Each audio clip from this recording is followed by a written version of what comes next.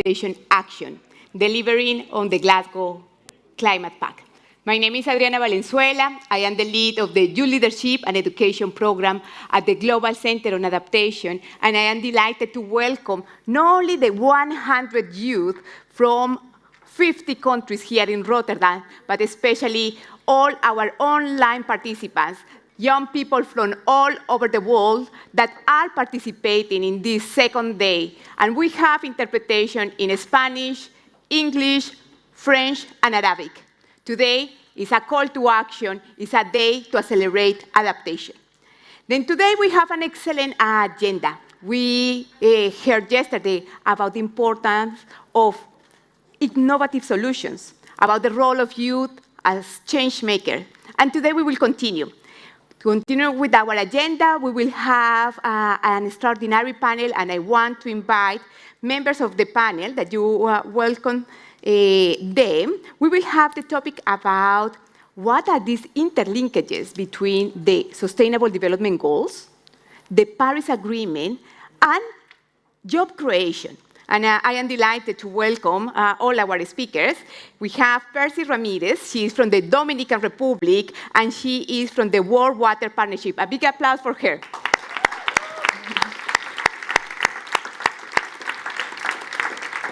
Also, a big welcome to Roberta Iana. She is a senior advisor from the Ministry of Ecological Transition in Italy, and as well, one of the organizers of the Youth for Climate event that took place last year in conjunction with the pre-COP that Italy hosts in Milan. And as well, carrying on this initiative to empower youth and to support their participation, not only in the decision-making process, but as well in action underground. We have also Edith Adera.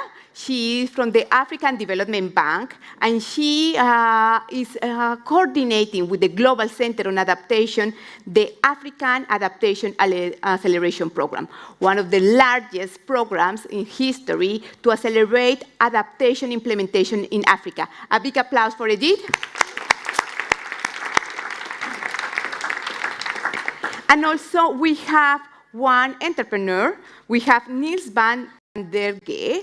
We have the opportunity to create jobs and also to solve climate problems. We have a concrete example. Welcome, Niels, who is from the Netherlands and have an entrepreneurship just supporting different adaptation initiatives. A big applause for Niels. We have a microphone for you. Then, yesterday we were talking about the Paris Agreement, the negotiations, but also these interlinkages. And the panel today is to discuss about these interlinkages. Then I wanted to start with you, one of the young change makers that we have here, Dennis Ramirez. You are from the Dominican Republic, a small country developing state at the Caribbean, and also facing many of the climate change impacts. And you are working as well with water, and member of the Water Parliament. Then, from your perspective, what are these interlinkages, and what is the role of youth to foster this collaboration, not only between sectors, but as well generations? Thank you so much, Adriana.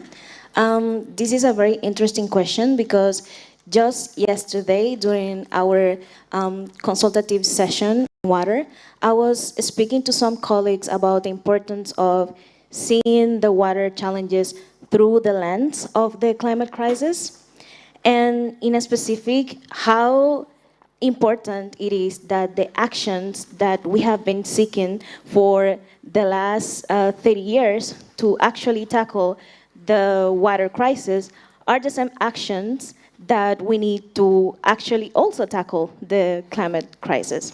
As we all know, the Sustainable Development Goal for water is SDG 6, and it establishes that by the year 2030, every single country that has abided by these SDGs needs to ensure that all of its population has access to water and sanitation. So yes, there's intersectionality among all of the Sustainable Development Goals. So while tackling water challenges, we are also tackling climate challenges. To illustrate my point, I usually like to make like a very small survey. So I will ask you to please raise your hand if you think that water is a resource that persons should have access to in sufficient quantity and in good quality. Yes? Now, please raise your hand if you think that water is a service that requires capital and operational cost. All of you are correct. Um, 12 years ago, and yes, only just 12 years ago, water was established as a human right, which means that as human beings, we should have access to it. But we also know that in order to have these water services and these sanitation services, the governments need to make a huge investment, and they also have to have operationalize this cost, and it is a huge financial burden. And this is one of the biggest challenges that we have in the water sector, the fact that we do not know how to mobilize these financial resources. So hopefully by mobilizing resources for climate adaptation, we can also get resources for water services. So going beyond this, I would also like to speak about the opportunities that we have as young people to work towards the achievement of the SDG 6 under the adaptation agenda as well.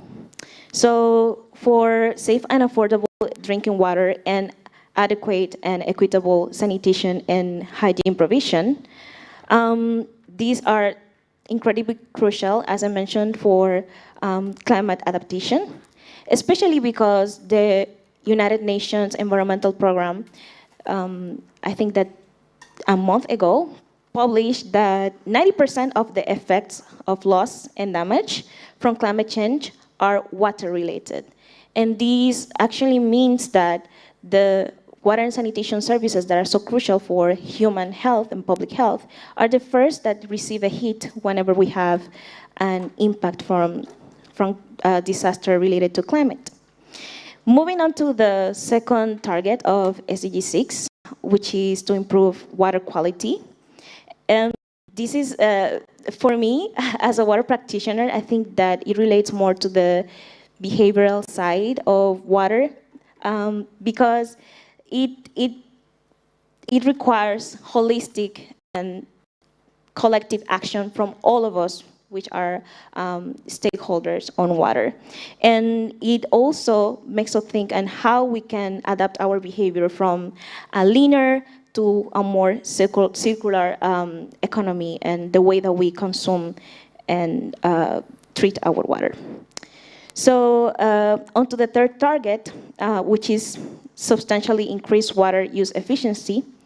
This is a huge opportunity for us to, as young people, to modify the way that food security is impacted because of the current practices on irrigation.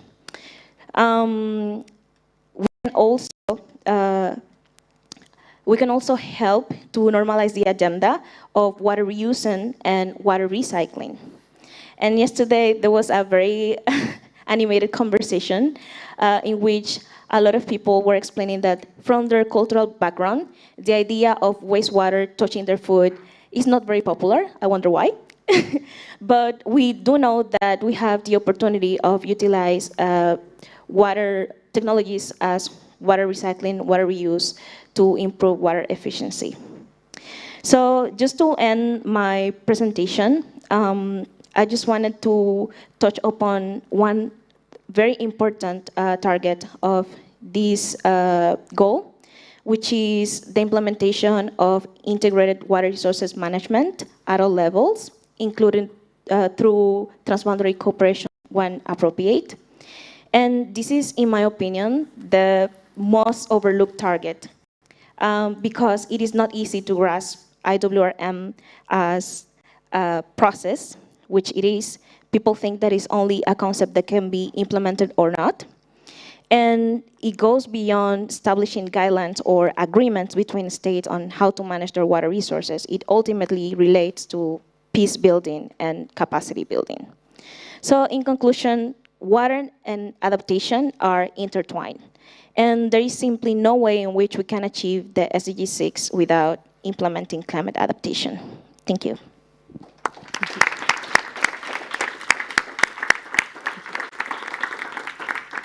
Thank you, Paris. You said we need collective action and an holistic approach. And I think it's fundamental for the implementation of the Sustainable Development Goals, but as well the Paris Agreement. And now I have a question. It's for you, Roberta. You have been a champion regarding education, training, and public awareness. Article 6 of the Convention and Article 12 of the Paris Agreement recognize the key role that education plays to foster this transformation, but as well the need of capacity building. Roberta, you have been a negotiator. You are the lead of the European Union for these negotiations, and also one of the persons behind the Organization of Youth for Climate. And Italy has been a country leading this agenda. What is your perspective? How governments can really foster the participation of youth, and what are the plans of Italy to promote this effort? Thank you very much, Adriana. And first of all, let me thank you very much and congratulate you for the organization of this event.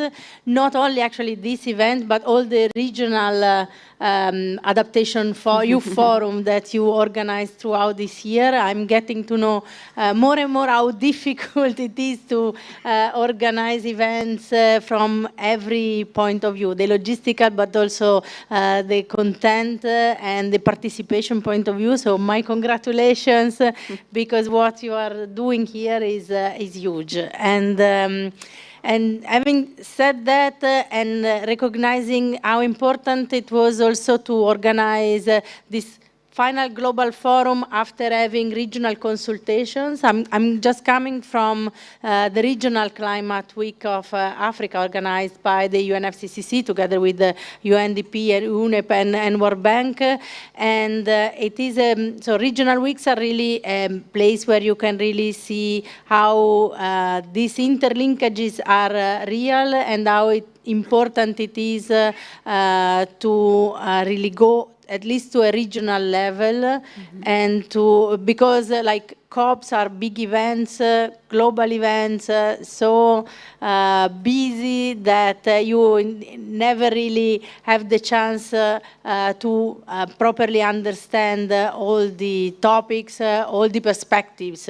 So really going on the regional climate weeks, you can get very, in a very efficient way, the perspective of the region. So it has been a very important experience for me. It was my first actually regional climate week, and I will definitely raise this issue also in the upcoming negotiation on ACE, discussing about the action plan for ACE. Having said that, exactly to address these many interlinkages, because they are at the very end all the same thing. So we are aiming at a sustainable development, so SDGs, so the SDGs and UN Convention on Climate Change are at the very end pursuing the same goals, and unfortunately, let's say, at an international level, they are proceeding in a parallel way, because there are parallel processes. We really need to bring them more and more together. So, and youth is now raising its voice so much, and being so energetic and so enthusiastic is the right actor, let's say, to do this connection, to work on this connection. And we started last year, we had this Youth for Climate event. I already told many people, everyone knows, it was supposed to be a standalone event. It was very successful. We brought more than 400 young people from all over the world, gathering together, working together 3 days, and doing virtual work in advance to collect their proposals, their ideas into a manifesto to be presented to ministers gathering in Milan for the pre-COP26. And even if it was a very difficult job to put everything together, I have to say now that was the easy part, because just the event and collecting the ideas, young people have many ideas, many proposals, but the real question is how to implement them and how to go beyond international governmental processes such as the UNFCCC, which is beside everything is a very technical one. So if you go to a COP for the first time you will not understand probably anything. It's all about acronyms, it's all about roadmaps and work plans of working groups, and it's really difficult to understand them, at least at the first time. So what we are doing now, the idea is to make it this Youth for Climate event a permanent initiative. We are partnering now with UNDP to make it a long-term vision initiative with a flagship event every year, but with most of the work going on through the year, issuing grants as a funding opportunities to really implement project proposals of young people, and to empower really young people to do that. We are working a lot on capacity building. We signed a memorandum of understanding with the UNFCCC Secretariat to develop a Youth for Capacity program, which has the ambition to include what is existing already in terms of trainings and capacity building activities ongoing, and to be really co-shaped with young people. I know some people from the audience were at the Regional Climate Week with me in Libreville. We had some meetings and workshops on how we can really address needs of young people in terms of capacity building, because it really matters to have everyone on board, to let people know what the Paris Agreement is, because even the Paris Agreement so it can be quite technical if you don't know exactly about the UNFCCC process. So it would be really important to make this further step in empowering young people, providing them the capacities, the knowledge on the Paris Agreement, on how to prepare project proposals, and then even going just beyond the UNFCCC process itself and the convention, but to have a voice at an international level in the many fora existing on sustainable development, SDGs, and climate change. So I am aware that we didn't provide yet much information about this evolution of the Youth for Climate event into a permanent initiative. We are going to have this event in New York basically in 10 days, and we are still struggling so much with the organization. And I really hope Adriana will make it also to come. Some of the people here are also already invited to be at the event. We didn't really this time even have the time to make an open call for inviting new participants. So we made a selection among the participants of last year. But please really get in touch. The idea is to create this huge umbrella initiative. Don't want to, as always, create something new, but for example, everything you are doing with the Youth Global Forum on Adaptation, the adaptation part, let's say, it's perfectly covered by what you are doing. So it would be more of a matter of joining together and even provide, again, capacity building through Youth for Capacity program. So stay tuned and more information will come. We'll hope. Omnia, I don't know if she's in the room. We are, hi, Omnia.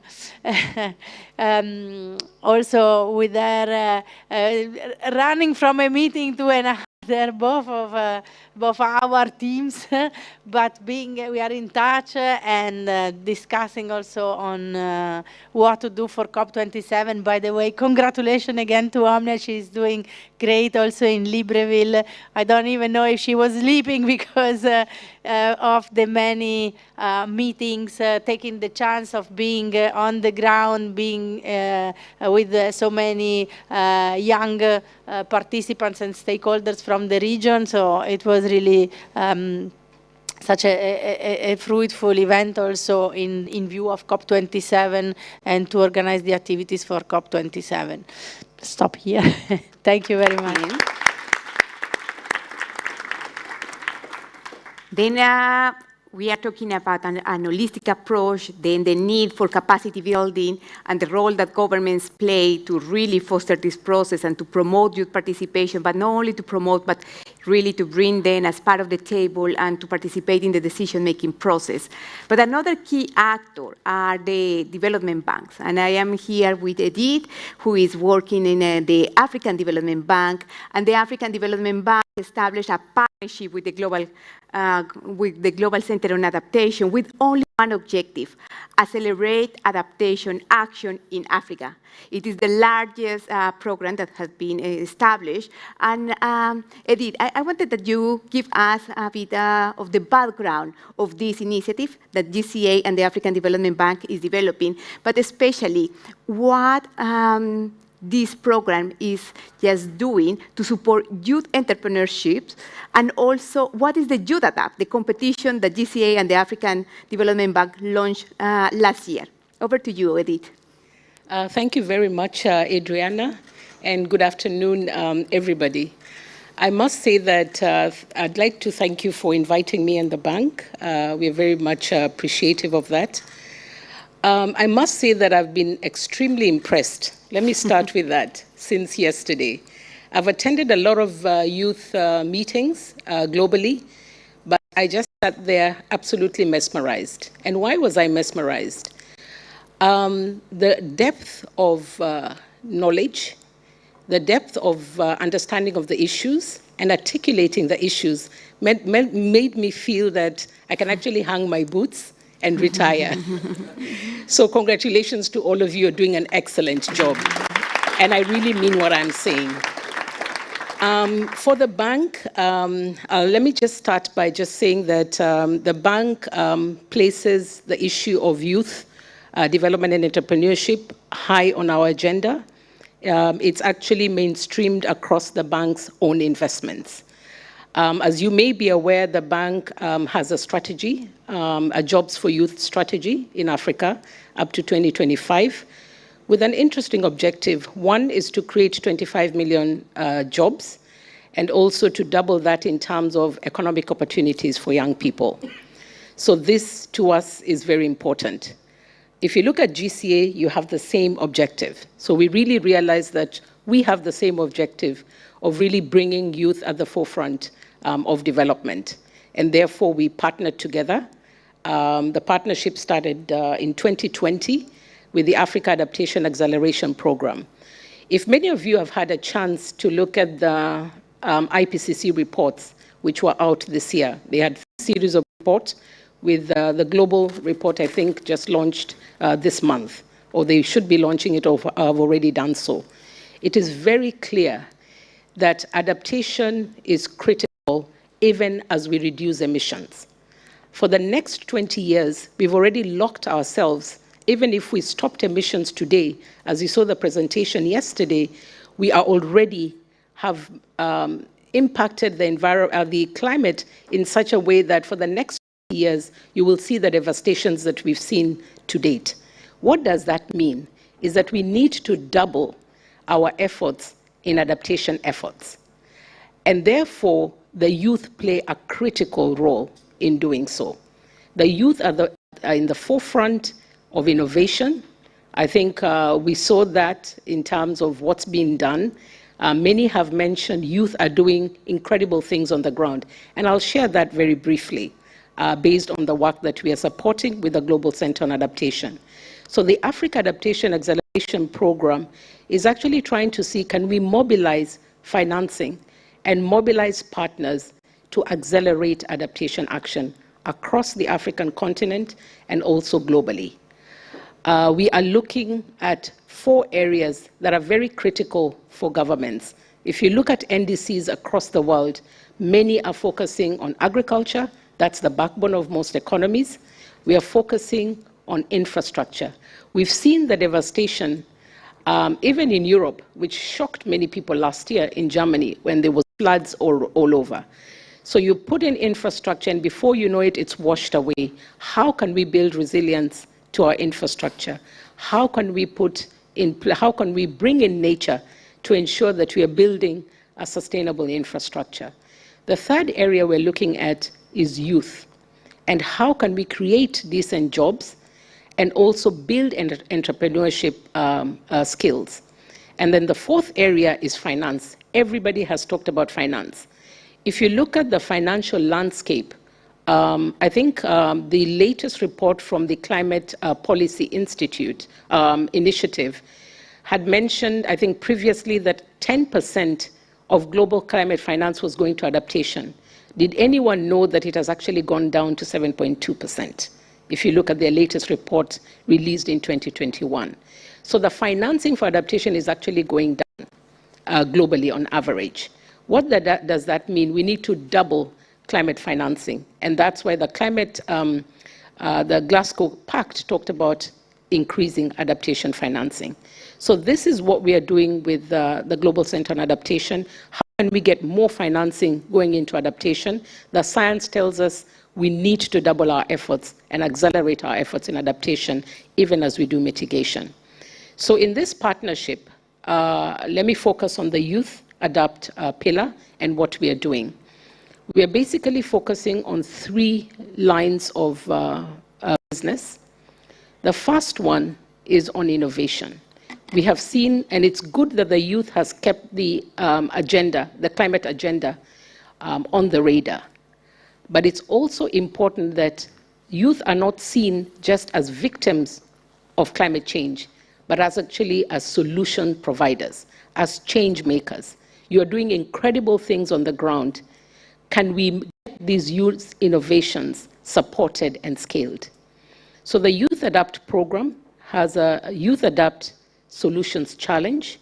Basically, it's a challenge that looks at enterprises that are already on the ground, making a change in communities, but at the same time running it as a business and making income for themselves, but also generating jobs.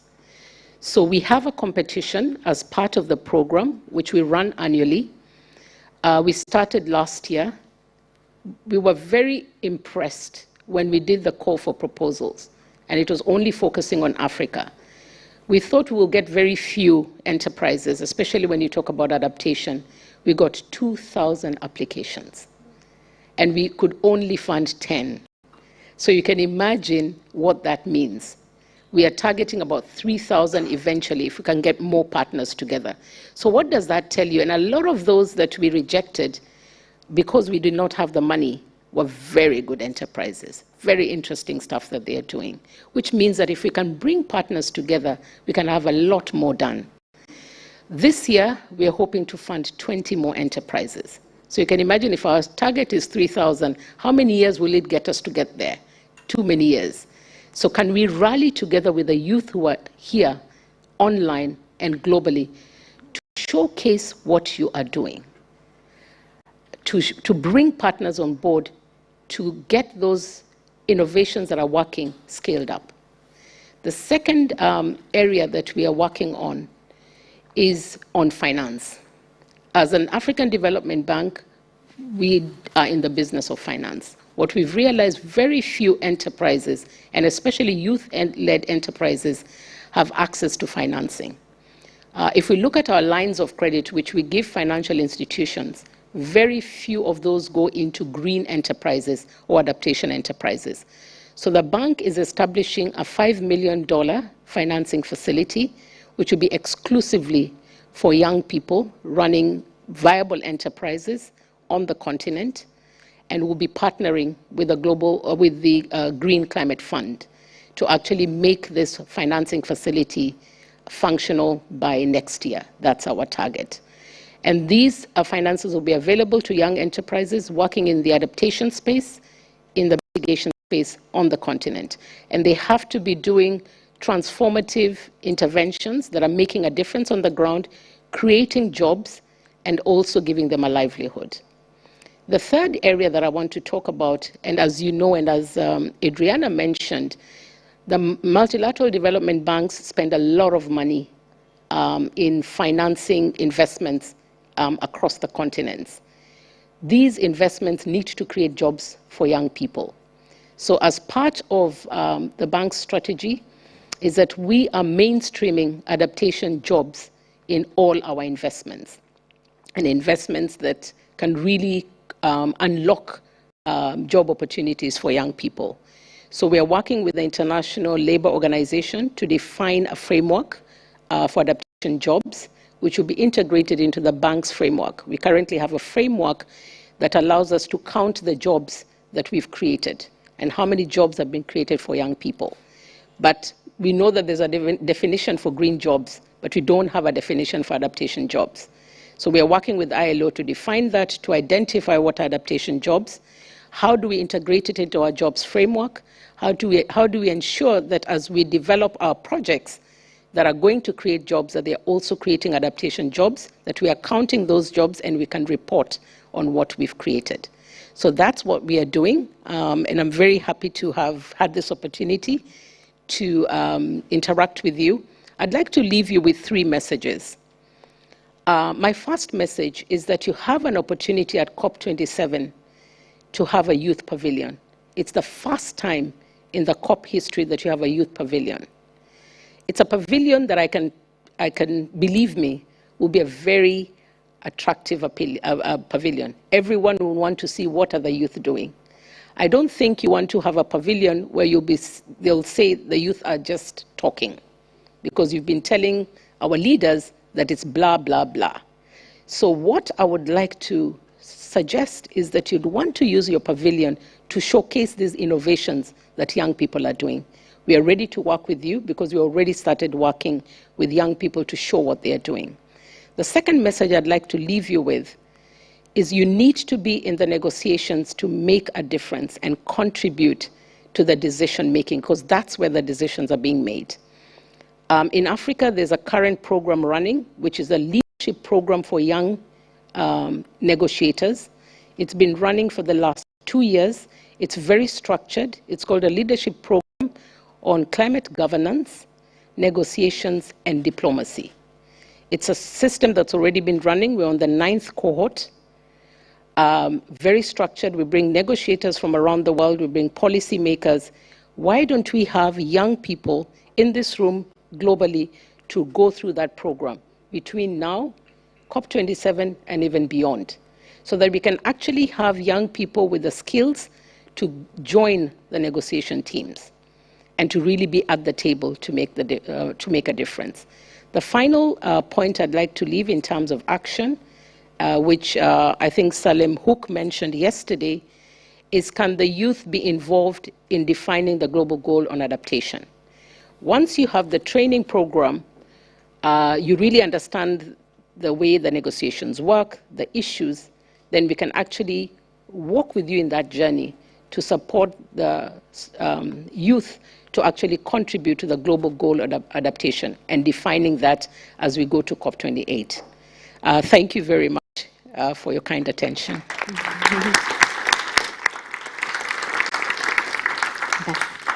And one of the key messages is about partnership. How can we bring different actors together to accelerate adaptation action? Then and a special welcome to all the participants that just have joined the live stream that we have. We have 4 languages: English, Spanish, French, and Arabic. Also an invitation for our Zoom participants that also are engaging in this discussion, and for you to use the hashtag Youth for Adaptation. To tell the world what is happening here, to tell the world what you are doing, and what is your commitment to bring this agenda forward to your countries, your cities, and your communities. And now, as Edith mentioned, we have this Youth Adapt competition, and we have one of the winners. From the 2,000 winners, now we have also the honor to have one of them, and he is connected online. His name is Joseph Tolley. From the 2,000 applications of youth entrepreneurs in Africa, he has been one of the winners. And Joseph, thank you very much for joining us today. A big applause for him from Rotterdam.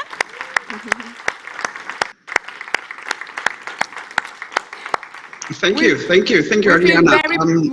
We feel very proud I'm of delighted to be a part of this dialogue. Just like Edith has made mention, my name is Joseph Tolley. I'm coming from Africa, the southern part of Africa, from a country called Zambia. Basically, I'm the CEO and founder of an enterprise called Sustainable Builders. We have been in existence for the last, I think, 10 years. What we do is that we have identified 3 thematic areas where we are operating.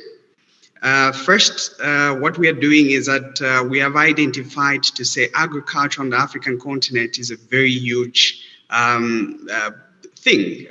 And we have identified to say it cannot be done as an annual event. So what we have done in the first thematic area where we are operating is that we are working with small holder farmers who are working in cooperatives, in helping them to build capacity so that they can run these cooperatives in a business venture. Secondly, what we're doing is that we are promoting and testing digital solutions. So we have a hub that is dedicated just to making sure that we understand the pinpoints in the agriculture supply chain system and get to understand what the challenges that are causing inefficiencies in the supply chain, and get to sit in that hub and innovate and test digital solution that goes to address those inefficiencies in the agriculture supply chain system. And in our third thematic area where we're focusing on offering structured markets. Basically, what we are doing there is that we have also understood to say there should be transparency in the supply chain system. So we have gone ahead to innovate and find mechanisms that get to address the inequalities that are in the agriculture supply chain system. So basically what we are doing there is that we have gone ahead to see how best we can set up systems that can share the equitable distribution of profits from the agriculture supply chain system. I think Edith has spoken very much about the adaptation challenge. What I would actually want to make mention, I think, is what Edith has actually spoken to, is one topic which doesn't miss on dialogues like this. And I think to address the question that we are actually trying to answer about the linkage between the sustainable development goals and financing and creating jobs. I think one of the things that we have done here in Zambia with Sustainable Builders is that we have first and foremost gone to the grassroots. So we have identified to say what are the challenges that are being caused by this climate change. You know, who are the people that are being affected? We have gone and sat with these people to understand the problem. I should make mention, I think, that it is one thing to have a solution, but it's also another thing to have a solution that addresses the specific need of the people that you're targeting. So we have actually dedicated a lot of time and research to go and understand the problems that our clients are facing and come to innovate solutions that are actually addressing the very problems that they're actually facing. But secondly, I think one of the things that we have done, and I think we count it as a privilege to be among us at 10 out of the 2,000. But the question that you might ask is, how did you make it? How did you find yourself among us a privileged few? I think one very important thing that I would love to mention, especially to the people that are attending this forum and the people that are listening across the globe, is that one thing about offering a solution is understanding the problem. So what we did at Sustainable Builders, and I think this is an advice to the many young people, is that you need to understand the problem. But understanding the problem is just the first step. The second step that we actually took is to align the different challenges that we found with our clients to the Sustainable Development Goals. So we had to understand the Sustainable Development Goals and what they're trying to achieve, what are their targets. And then we had to sit and actually innovate and design our business model and design our solution, aligning them to the Sustainable Development Goals. What that does, and I should make mention, what that does is that it leaves a trail to where the finances are. When you align your model, your business model, or you align your business intervention or solution towards the Sustainable Development Goals, what that does is that it leads a trail of where the finances are, because each Sustainable Development Goal has its financing mechanism. So it is by understanding what you're trying to bring across and aligning to the Sustainable Development Goals that you follow that trail where the finances are. And I think that is what has led us to this Youth Adapt Challenge. And we are delighted to be a part of this program. So yeah, basically that is what we're doing down here in Africa.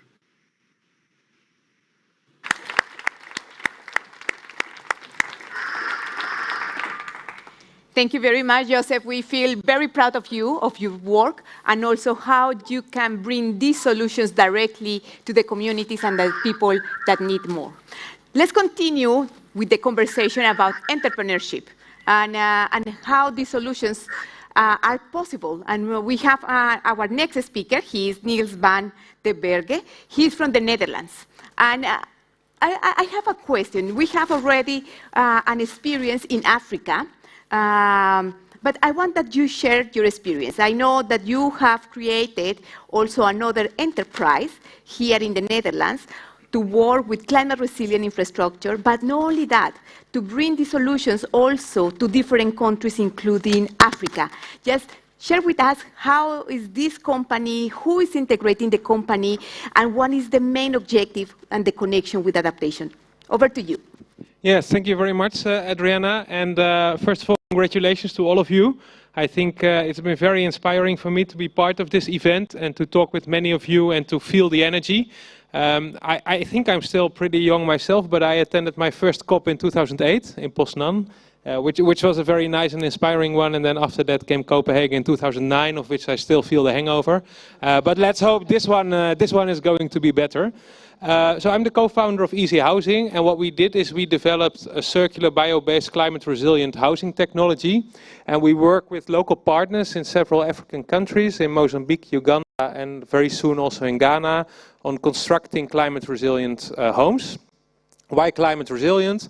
The homes are elevated, so they can withstand floods. They are designed to be cyclone resilient, and they are heat resilient through application of passive house design principles. That's an architectural term. It basically means that you apply elements in the design through which you can, in a very energy efficient way, cool down the indoor climate. So making use of shadow, ventilation principles like that. Now, maybe it's nice to briefly share why I myself became an impact entrepreneur, because I've been a climate activist throughout my life, but I've done it in different roles. I've been a politician, I worked with NGOs, I worked with UN agencies, and I'm only 38 years young.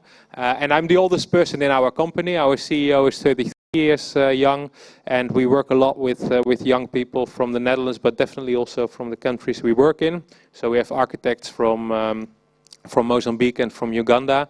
And how we work is that we, when we enter a new market, a new country, is that we localize the value chains. So we work with local materials from Uganda and Mozambique in this case. That's mainly timber in our housing structure, which means that the homes are not only climate adaptive, but they also contribute to climate mitigation because we store a lot of CO2 in the structures. And we use foundation blocks made from upcycled plastic waste to elevate the homes. In practice, that means that through localization of the value chains, we create on average per home 10 jobs, direct jobs. So think of carpenters who construct the timber elements and who construct the homes. And then there's a lot of additional jobs in the value chains through the sustainable forestry partners. We try to work a lot with young people. In Mozambique, we partnered up with Young Africa, for example, which is an NGO that provides vocational skills training to unemployed young people, so they can learn how to work with timber and construct the homes. And yeah, it's very much part of our philosophy and model that most of the added value created by our product and services should go to the local markets and leverage local economic and job development. There's idealistic reasons to do so, obviously, but there are also pragmatic reasons, to be very honest, because you are young activists, and I hope you will be bold and that you will, you know, hammer on all the doors and make noise. But we are entrepreneurs, so we also have to convince partners. And quite often we work with governments, for example, who tell us, well, we like your housing concept, it's cool, it's climate resilient, but give us concrete or cement bricks because we think it's more solid, which is not the case, but somehow people think so. And then when we engage with these stakeholders and we tell them, okay, you might not be convinced by the CO2 impact alone, but did you know that our homes contribute a lot to local labor, more than when you import concrete or cement? Then that's an additional argument to come on board. So we have several concrete examples where government agencies wanted to work with us, not so much because of the climate impact, but because of the labor impact. So yeah, it's also from a pragmatic point of view an additional way to get stakeholders on board. Yeah, that's what we do. We currently have a running project in the Rhino refugee camp in Uganda. And actually a documentary team was supposed to travel today, but they couldn't because the roads got flooded. The Nile got flooded last night. So it shows again after Pakistan and the earlier floods in Uganda how important it is that we work on climate adaptation and definitely also in mitigation. Maybe, and that will be maybe my last sentence, Adriana, if you allow me. So when I attended my first COP in Poznan in 2008, I remember that back then it was quite a sensitive thing in the climate movement to talk about adaptation. There were quite some climate activists who said, well, let's not talk about adaptation because it takes all the attention away from mitigation, and that's what we need to do. We need to stop climate change. I'm very happy to see that we are more nuanced now and that we also look at adaptation. Sadly, it also shows that we haven't done enough over the past 15 years, right, on mitigation. Because 15 years ago, we still believed, when I was a young climate activist myself, we still believed we could stop climate change. And now, I think we all came to the realization that we cannot, that we can only slow it down. So it's very important to work on adaptation, and that's, yeah, that's what I do for a living now. And I wish you all a lot of luck.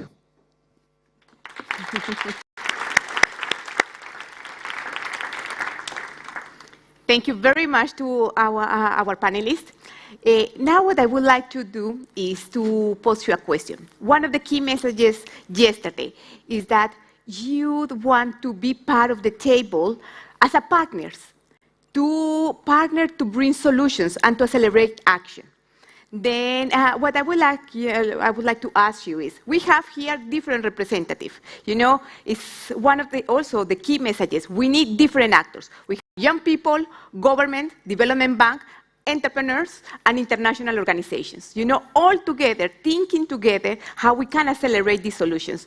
Then what I want to ask you is, one of the challenges that you face, you know, as young people, as government, development bank, entrepreneurs, and how do you think young people, young leaders can help you in your task to achieve this global objective? Then what do you think, Perry?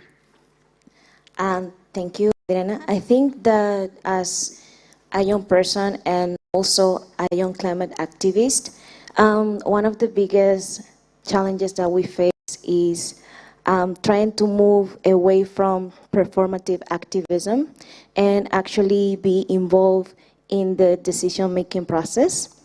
I mentioned this yesterday, and I know that right now our place at the table is being prepared. The limelight is on us.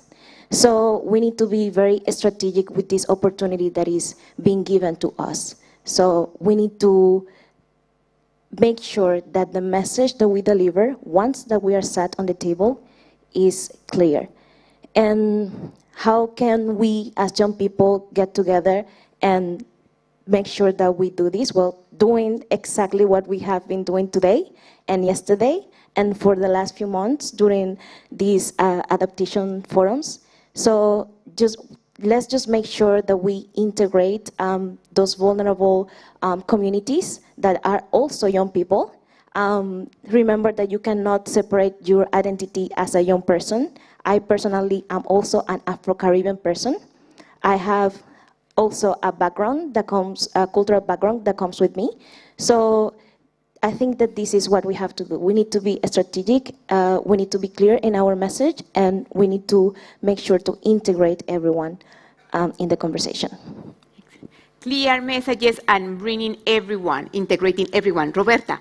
Thank you very much. No, I absolutely agree. And I'm still very much impressed of the last intervention we heard, because I think it's exactly what we should encourage more and more. So transitioning from activism and participation in the international project to really entrepreneurship and to really bringing to countries solutions. So this is actually also the ambition of the Youth for Climate initiative, to provide more and more financial support for project proposals in this sense. And again, I would say capacity building, again, it's crucial to provide the knowledge and competencies to young people to prepare solid project proposals to be funded and to scale up to entrepreneurship like the intervention we just heard. Congratulations again, by the way. Thank you. Edith. Yeah, thank you very much.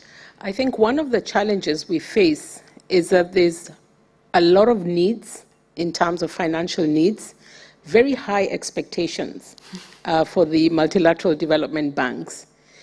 But at the same time, there's very little action on the ground. There's been a lot of talk, but very little action on the ground. So I think one of the things that I would say that would really help is leading by example. And I think young people can lead by example, show what they're doing on the ground. And what I'd like to leave you with is that there's always money for good ideas. You can never lack money for good ideas. Once you have good ideas, then they can be supported and shaped to attract more financing. So you'll find a number of the climate funds would say that we've got the money, but we don't have bankable projects. We don't have good projects. So please lead by example and know that there's always money for good ideas. So let's have those ideas out. Thank you. Niels? Yes, well, I think my suggestion is a bit linked to that, but I would say be bold. Don't be scared to be bold, because it's very tempting when you go to climate conferences and other places where a lot of makers come to become a young policymaker yourself. I would say, well, try not to do that, because policymakers always have to weigh a lot of interests and they have a role to play. I'm not blaming them, I was one myself, but you can be bold. You can be bold and go out there and say what needs to happen. So I would say do that, because that really helps, hopefully, to shift the paradigm and get things done. Fantastic. And now, Joseph, what do you think? Well, I think like my colleagues have said, I think if we are going to sustain this dialogue and discussion going forward, I think we need a deliberate policy of where we bring young people on board. Just like, again, Edith has said, I think there's no short of finances when you have a good idea. So I think the message is to the young people to be as innovative as they possibly can be, and believing in the ideas. It starts with fully understanding what the problem is, that you can come up with a solution that works. So that is what we have done from our end.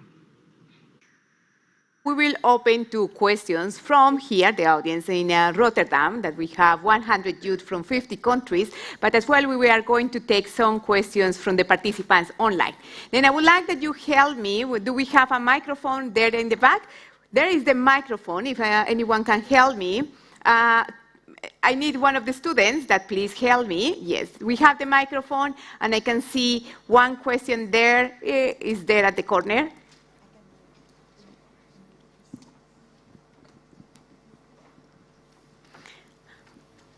And I just recommend that if you could just very briefly mention your name and your country. Yeah, I have a question from online, from Koto Daniel from Benin. How can public-private partnerships contribute to accelerating global adaptation? Fantastic. And what we are going to do is we are going to take different questions and then after that reply. Do we have any other, Thomas? Yeah, we have Jimet Abraman.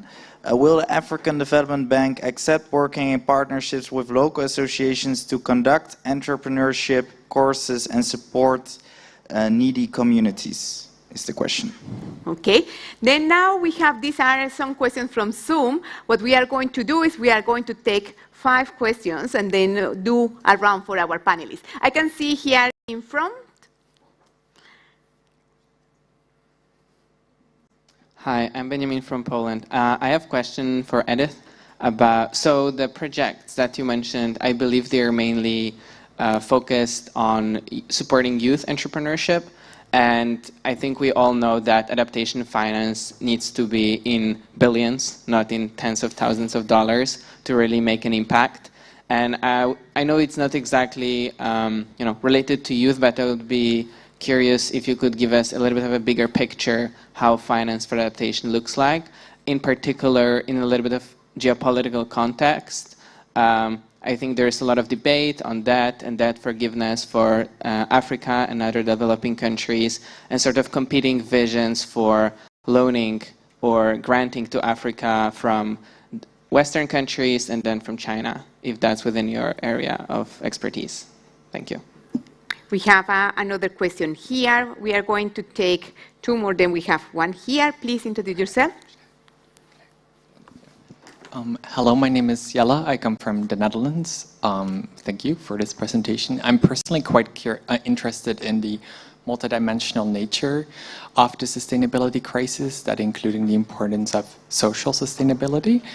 And I was wondering, maybe particularly to Edith, but also to the other people here, when we talk about kind of the increasing number of jobs and the growth of jobs, to what extent are we also taking into consideration the meaningfulness of the jobs, living in a world where, our inner worlds tend to be neglected quite a lot? Yeah. Thank you. Then we have only time. Then we have here a question here in the middle, and we go there. Please. Hi, my name is Smeda Arslan. I'm from the Netherlands as well. Edith, I have a question for you. Thank you very much for this presentation. It's really good to hear what the African Development Bank is doing on youth adaptation. I just wanted to broaden the conversation on the climate movement to the projects that the African Development Bank has invested in. And I'm specifically talking about fossil fuel projects, which are 1,000, you've invested around 1,000 millions in fossil fuel projects. And of course, adaptation is, very important to do, but also we need to divest from fossil fuels. I'm sorry, I'm a little nervous. And so I guess my question to you is how, the developments or your efforts to encourage youth, et cetera, is very good, but how would that be aligned with your investments in finance in these projects more broadly? Thank you. We have the final question here at the corner, and then we go to the round of responses. Hi, my name is Lillian. I'm a climate fellow at the UN Climate Change, but I come from Uganda. And my question goes to Roberta and Edith. To what extent are you leveraging the potential of youth to support countries in closing knowledge gaps, adaptation knowledge gaps that hinder adaptation? Because when you look at things like costing adaptation, it's still a very gray area that countries are struggling with. also when you look at repackaging knowledge for knowledge users on the ground to use, it's something that I believe that the youth have a potential to contribute to, and it's something that the UN Climate Change is doing through the UN Climate Change and Universities Partnership Program. But I would be interested to know, do you have ring-fenced, zones of engaging youth in that capacity to support countries to implement their NDCs and the national adaptation plans? Thank you very much. We have a series of questions, and I think that you have many questions, Edith. If you would like to start. That's a challenge you face here when you're on a panel. But let's see how it goes. Let me start with the public-private partnership question for accelerating climate action. What I'd like to say is that we did an assessment some years back on NDCs of African countries. And what we realized is that it's worth about $3 trillion, and majority of that financing would need to come from the private sector, about 80% of the financing. The public sector financing is not much. So the question is, how do you unlock private sector financing for climate action? So the public-private partnership becomes absolutely critical. And we've seen that a lot, especially in our infrastructure projects.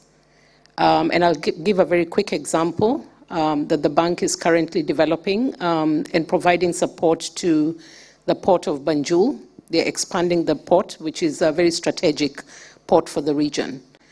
And it's a port that, as you know, because it's located in a climate-sensitive area, has a lot of potential in terms of climate impacts. So we are currently providing support as part of our partnership with the Global Center on Adaptation to do climate risk assessment of the port and to see what are the risks now and in the future. And therefore, how do you climate-proof that particular investment? You'll be very surprised. So we have a sovereign component, and we have a non-sovereign component, which means a private sector component. So it's a private-public partnership initiative. And the people who are interested in the climate elements to ensure it's climate-proofed are the private sector, which is very interesting because they have to safeguard their investment and ensure that the money can come back. So private-public partnerships are very, very critical for climate action, and we've seen that happening. In some cases, the private sector don't see why should I climate-proof, because they just want their money and go, but many are beginning to realize that it's important. So I just wanted to confirm that the public-private partnership is a very good way to support climate action. The second question is related to entrepreneurship and whether we support entrepreneurs in needy communities. Apart from our co-financing, which, as you know, is loans to governments and also probably grants, we also manage a number of trust funds on behalf of other donors who put the money through the bank. And we have the Youth Enterprise, Youth Entrepreneurship and Innovation Multi-Donor Trust Fund. And this particular trust fund provides a lot of support to entrepreneurs in the continent. They look at, one is looking at policy, ensuring that you have the right policy environment. Second is to support youth innovations and also to support capacity building and knowledge generation, which responds to the question that was asked. Do you have cases where you have young people providing knowledge and support to governments to deliver on their NDCs? The bank also hosts the NDC Hub, which is a platform that brings together all the partners that are supporting NDCs within the continent.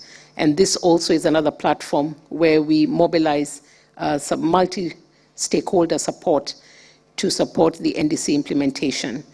Finally, we have the Africa Climate Change Fund, which provides funding support to NGOs, civil society, governments, basically to support projects on the ground. So you could have a project on the ground, you could have knowledge generation, capacity building, getting more women in negotiations, because we know the delegations Very few delegations have large numbers of women. So we have a number, apart from our core business, we have a number of trust funds that are able to provide what we would not be able to fund in terms of the core financing. A very interesting question about adaptation finance and the geopolitics. If you look at the figures in terms of adaptation finance, as I mentioned, it's down to about 7.2% now. If you look at the needs vis-a-vis what is provided, okay, it's 5 times the needs are not met by 5 times. So in other words, there's a lot of scope to increase adaptation financing. I think the challenge with adaptation financing is that it's unlike mitigation, you have a business case and you're able to provide, you're able to pay back. But adaptation financing is a bit challenging because it's more or less for social public goods. So what the bank is trying to do is that we have a mechanism that we're calling the adaptation benefits mechanism. So how can you tie value to adaptation returns? How can you give it value, and how therefore can you finance it in a way that whoever is financing the enterprise or the intervention can actually, instead of talking about a monetary value, you could talk about social and probably in some cases some monetary values. So we are trying and experimenting on that mechanism under the Article 6.8 of the Paris Agreement to really give value to adaptation and therefore attract and unlock private financing for adaptation. But it's a very tricky area of financing. But yet it's very critical, as the IPCC has clearly said, for the next 20 years, even if we stopped emissions today, we will feel the impacts for the next 20 years. So in other words, we must address adaptation. We can't ignore it. The other question was to do with social sustainability, increasing jobs, and are the jobs decent? That's actually, if you look at our jobs framework within the bank, which we use to count the jobs, we also look at decent jobs. So it's not just any job. It has to be jobs that you're creating that are decent jobs. In terms of the question on fossil fuel projects, the bank has a policy. We have not funded fossil fuel projects for the last 10 years. So the bank does not fund fossil fuel projects. We do have a commitment. We call it the Paris Alignment Commitment.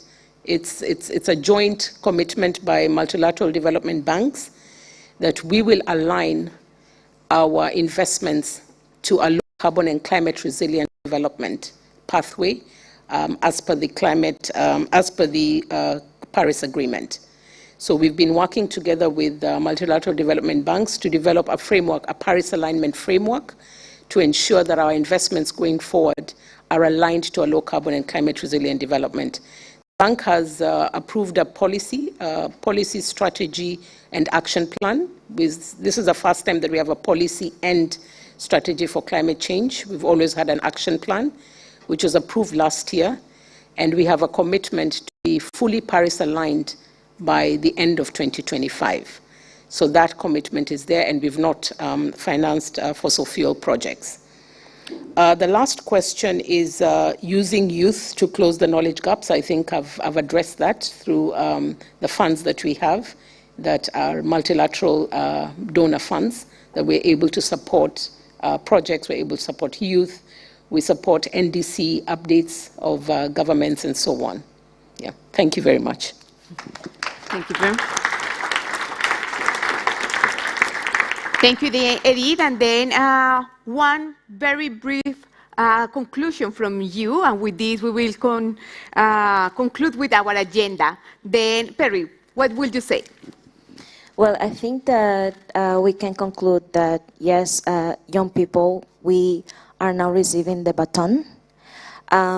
We need to make sure that we have a clear understanding, clear goals, and clear objectives of what we're going to do with it. And also that our role is crucial for the adaptation agenda. And we are not only advocates, we are doers. We have the power to create jobs, create livelihoods, and this is now the responsibility of all of us when we leave today or tomorrow to start putting in practice and exerting the ideas that we have discussed today. Thank you.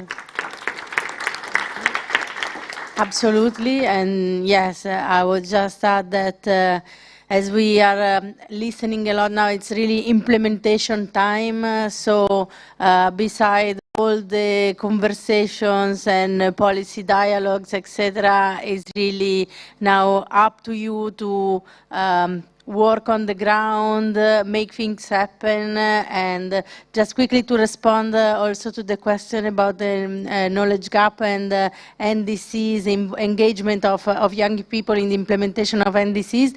This is the other ambition we have with the initiative and with the partnership we have with UNDP and the Climate Promise Project, who works exactly in NDC implementation, including youth participation in them. So it's really time to act. Thank you.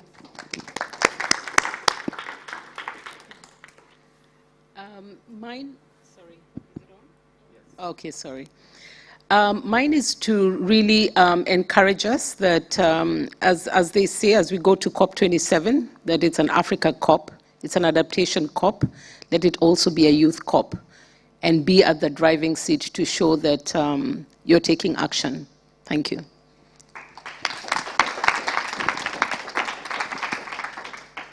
Yeah, my main conclusion, I think, is that you as young climate activists have more momentum probably than ever before and more space at this COP in Egypt. So take the space, be bold, and make change happen. It's up to you. Joseph, we close with you.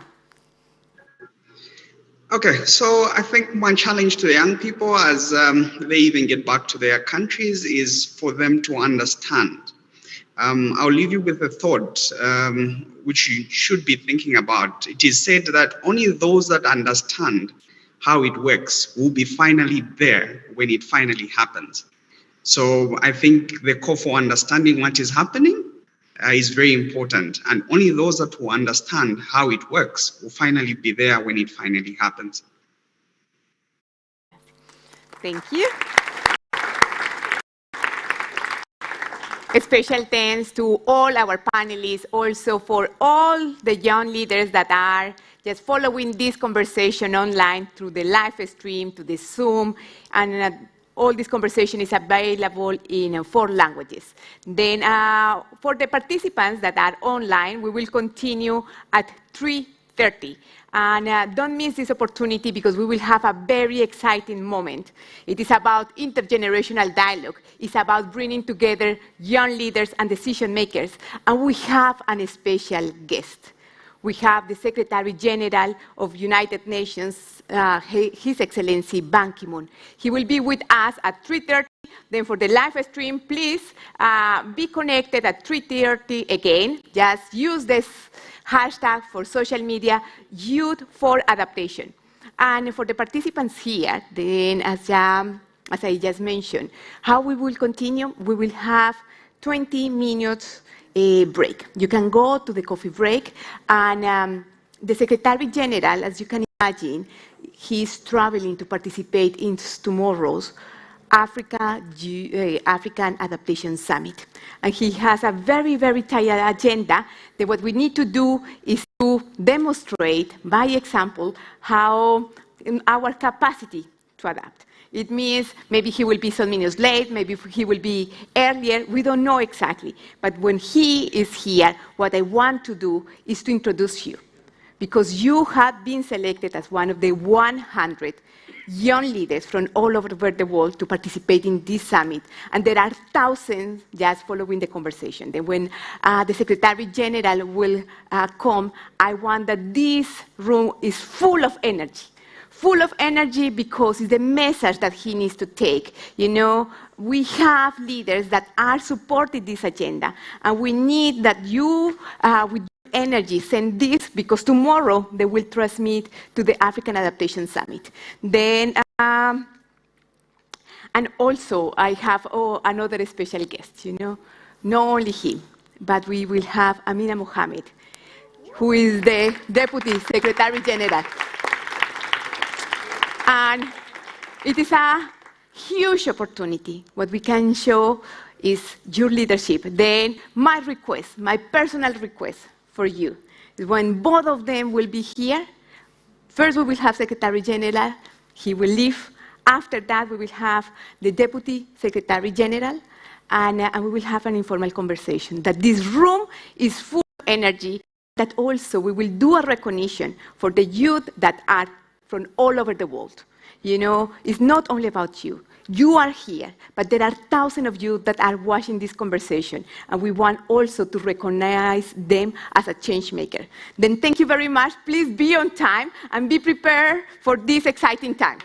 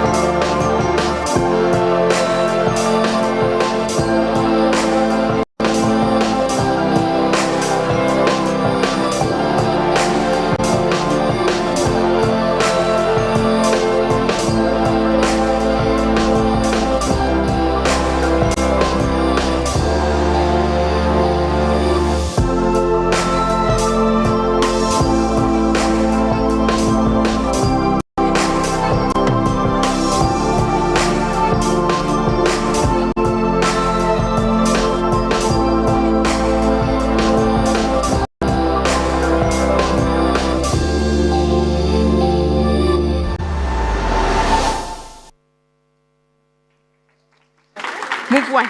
Move one.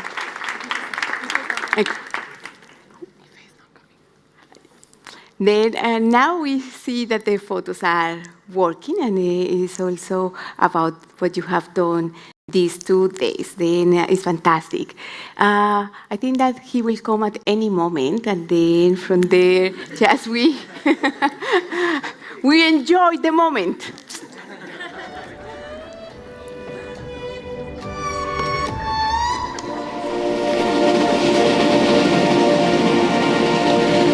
In the meantime, why we don't put, let's don't go live.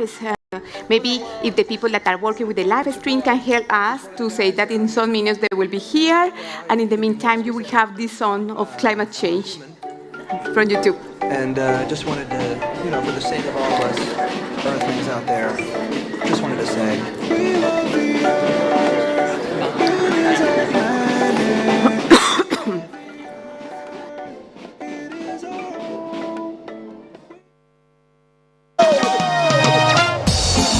Warning, warning, warning. Climate change is happening. We got to do something, no doubt. To the world, we're calling out.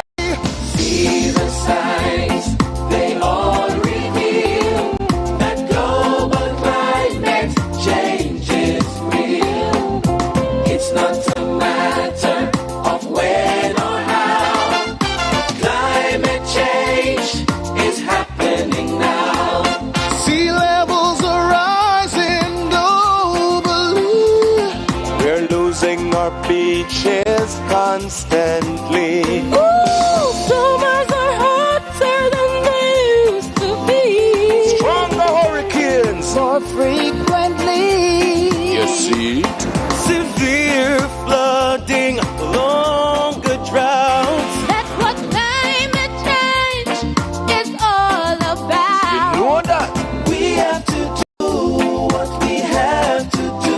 We've got to prepare. Start by being aware. Yo, a long time we are upset the ecology. No climate change is a reality. No strange weather changes all year round. We can't stop it, but we can slow it down. Small islands will feel it the most, especially the people them with the on the coast. We're losing the reefs and the beaches, flooded in the coastal communities. See the signs, they all reveal that global climate change is real. Now warn you, it's not a matter of when or how. Climate change is happening now. Watch this, they're burning the garbage everywhere. They're cutting down the trees. Pollution in the air. Only and not breathe. I know, my love. To adapt to the ever-changing climate, some lifestyle changes we have to make. Emission of gases we have to reduce. Turn off lights when they're not used. So much of the warming changes we see are caused by human activity. Chemicals poisoning the air. Poison in the air. Greenhouse gases in the atmosphere. Oh yeah. This is a warning. Warning. Climate change is happening. We've got to do something. Tell you. Act now.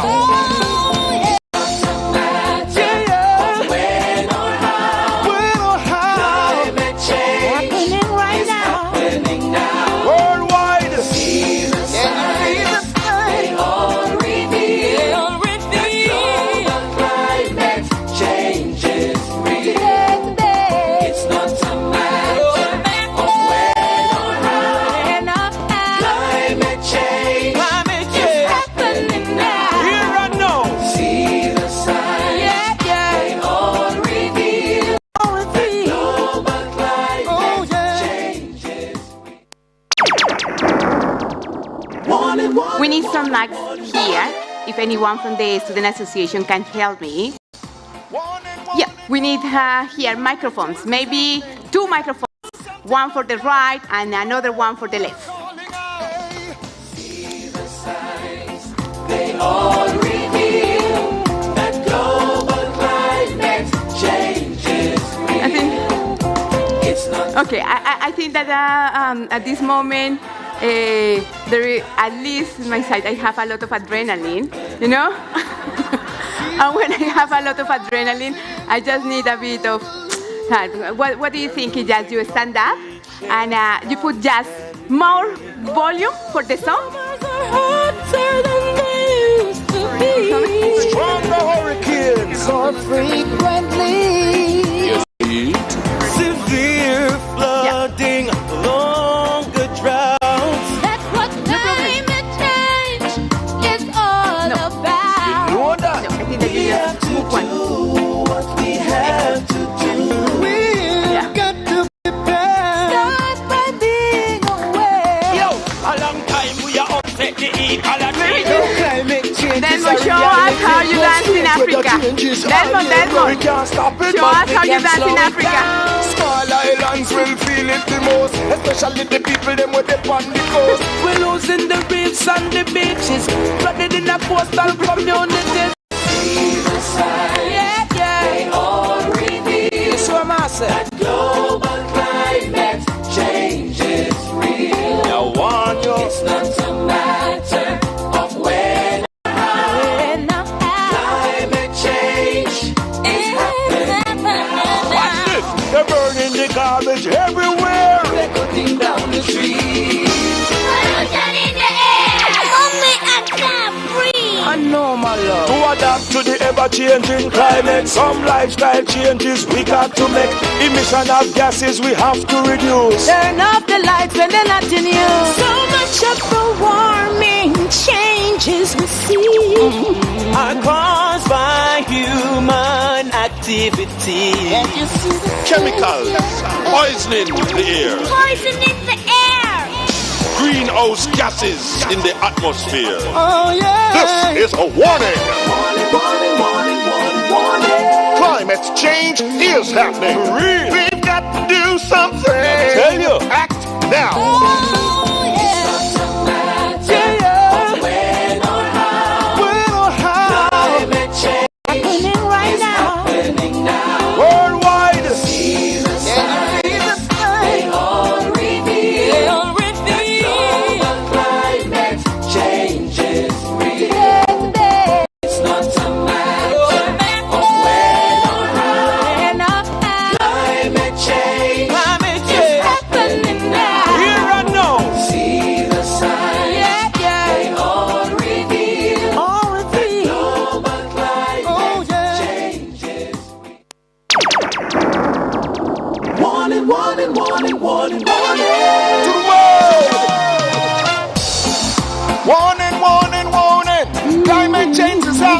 We got to do something, no doubt. To the world, we are calling out. Hey. See the signs, they all reveal that global climate change is real. It's not a matter of when or how.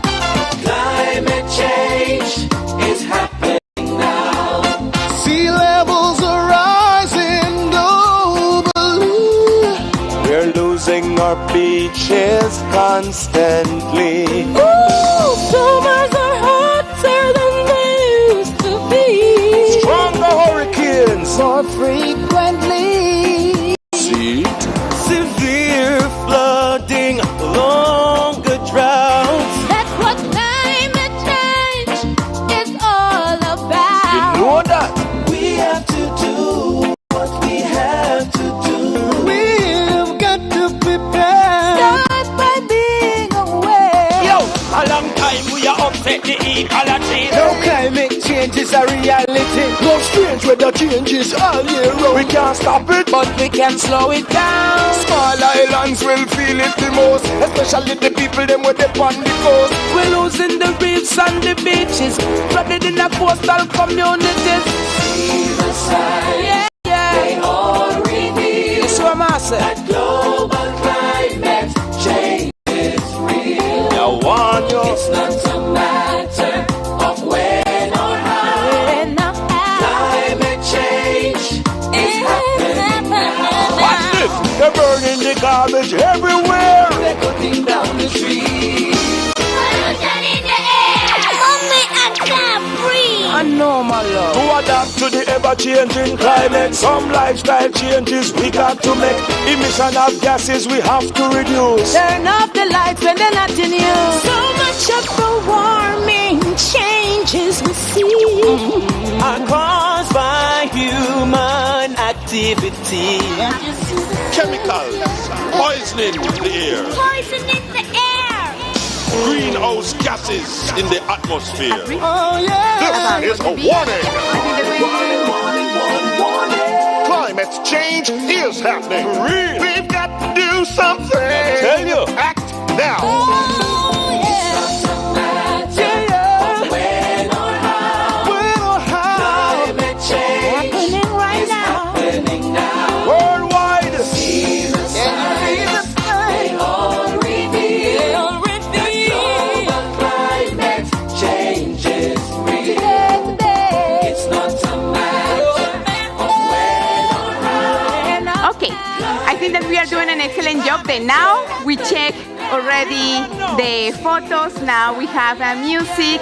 In the meantime, we are, I am just receiving messages because, as you can understand, these agendas are very dynamic. They are coming from the airport. They just arrived. They have commitments. They are invited to different commitments with the Netherlands governments, bilaterals with the African presidents.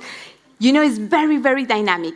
And despite that they have so many commitments, because are hours and minutes, and then they want to meet with different decision makers, they just decided to come here. And I think that is just the most important, it shows that you are the change makers and you are making the transformation, and what you are doing really matters to them. Then I will receive, I think that the key conclusion here is adaptation in action. I don't know exactly how it will be. I will receive the news. At the beginning, I heard that it will be only Secretary General Ban Ki-moon. I think that now also will be the Deputy Secretary General at the same time, that maybe they will meet and then they will come. All of them are coming from different roads. Then I think that just be ready. And in the meantime, we are just waiting, I think, and also we have many participants, that are online. We are here expecting, but there are so many online participants. What I suggest is that we go live. Abdallah, as we have the next COI conference in Egypt, would you mind maybe just to walk us a bit about what will be the COI and how people can participate, and also in general about the movement? Like this, the online participants also can be engaged? Yeah, because we have the adaptation in action.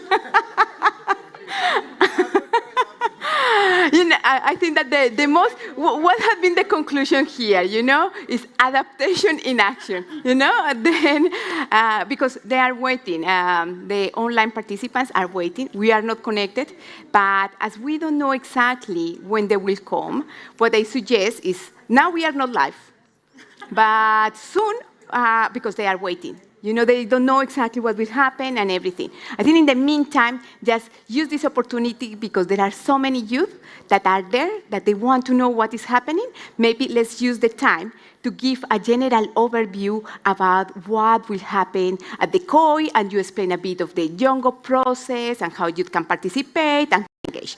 When they will arrive, we will figure out, with signals, and we adapt. If we put more chairs, take chairs, what do we do? Yeah? Then just, please come here, and then you just stamp, and then we will start the live.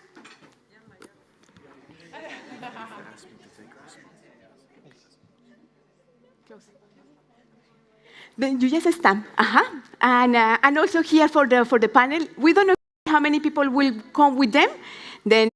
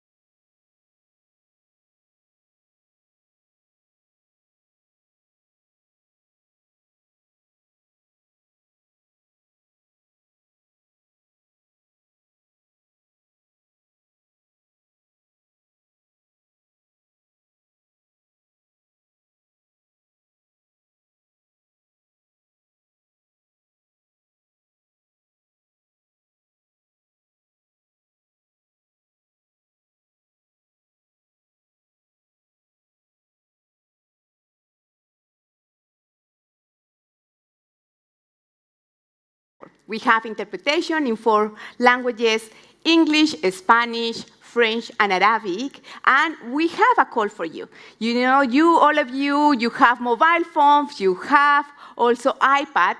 What we want is that you tell your story to the world and use the hashtag Youth for Adaptation.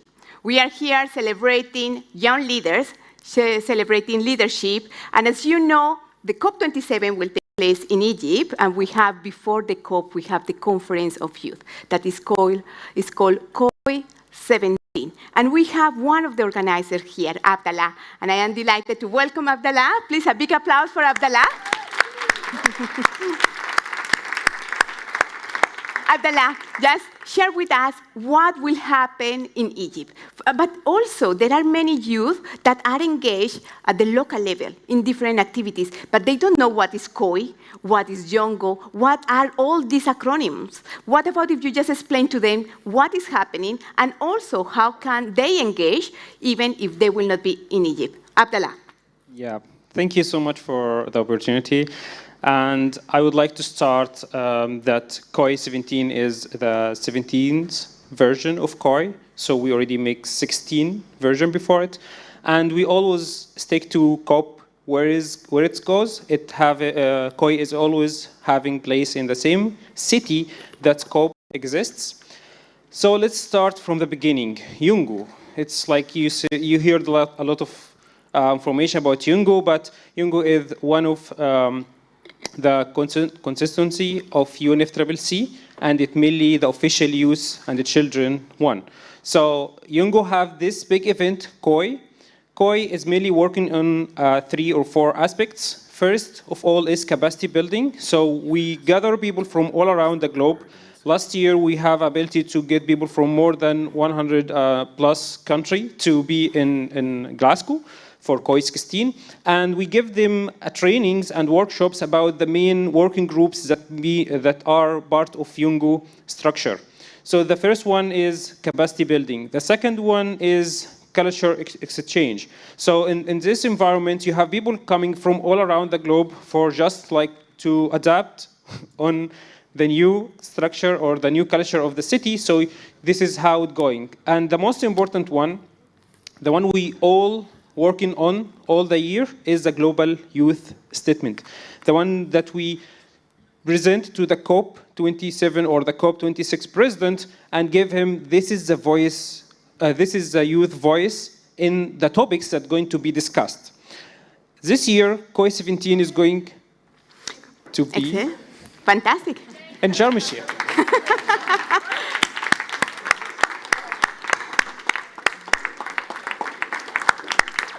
Good afternoon, everybody.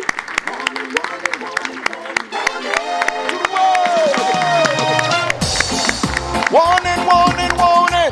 Climate change is happening. We got to do something, no doubt. To the world, we're calling out. Hey.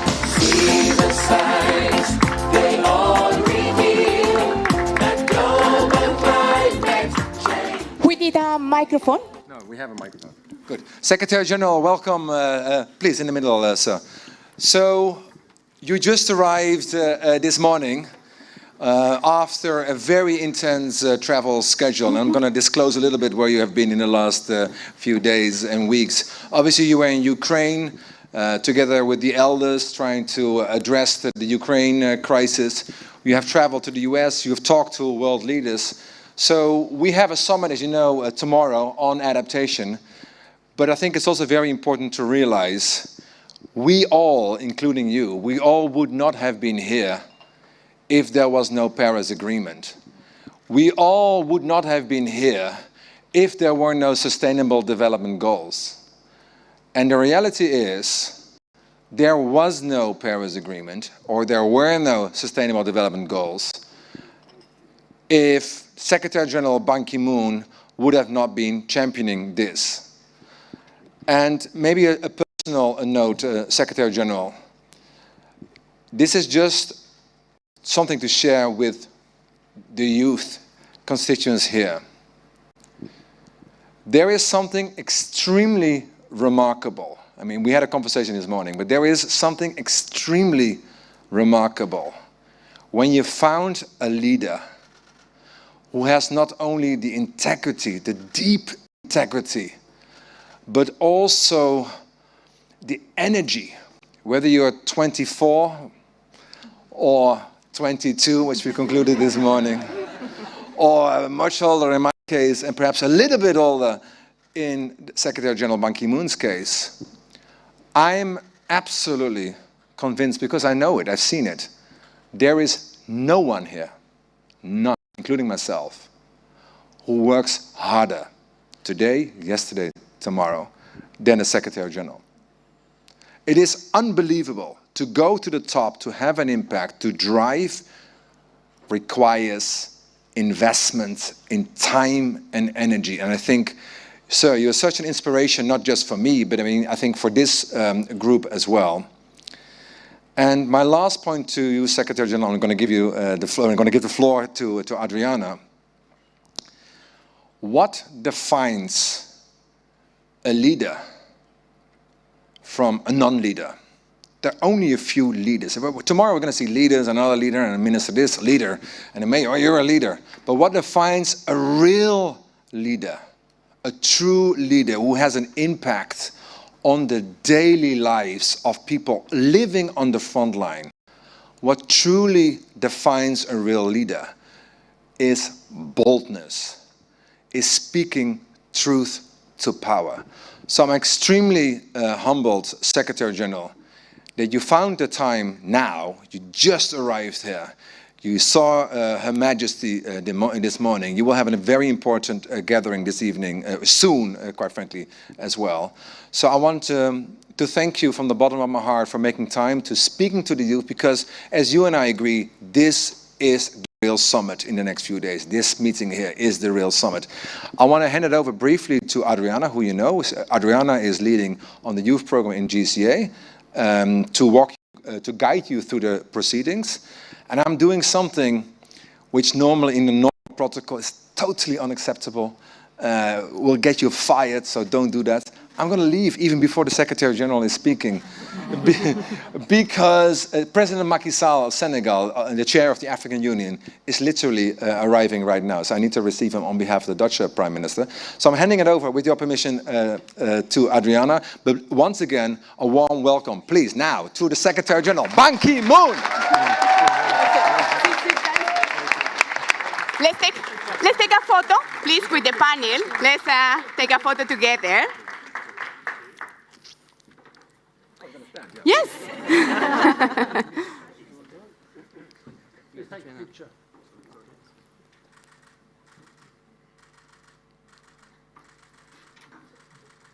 Again, Secretary General Ban Ki-moon.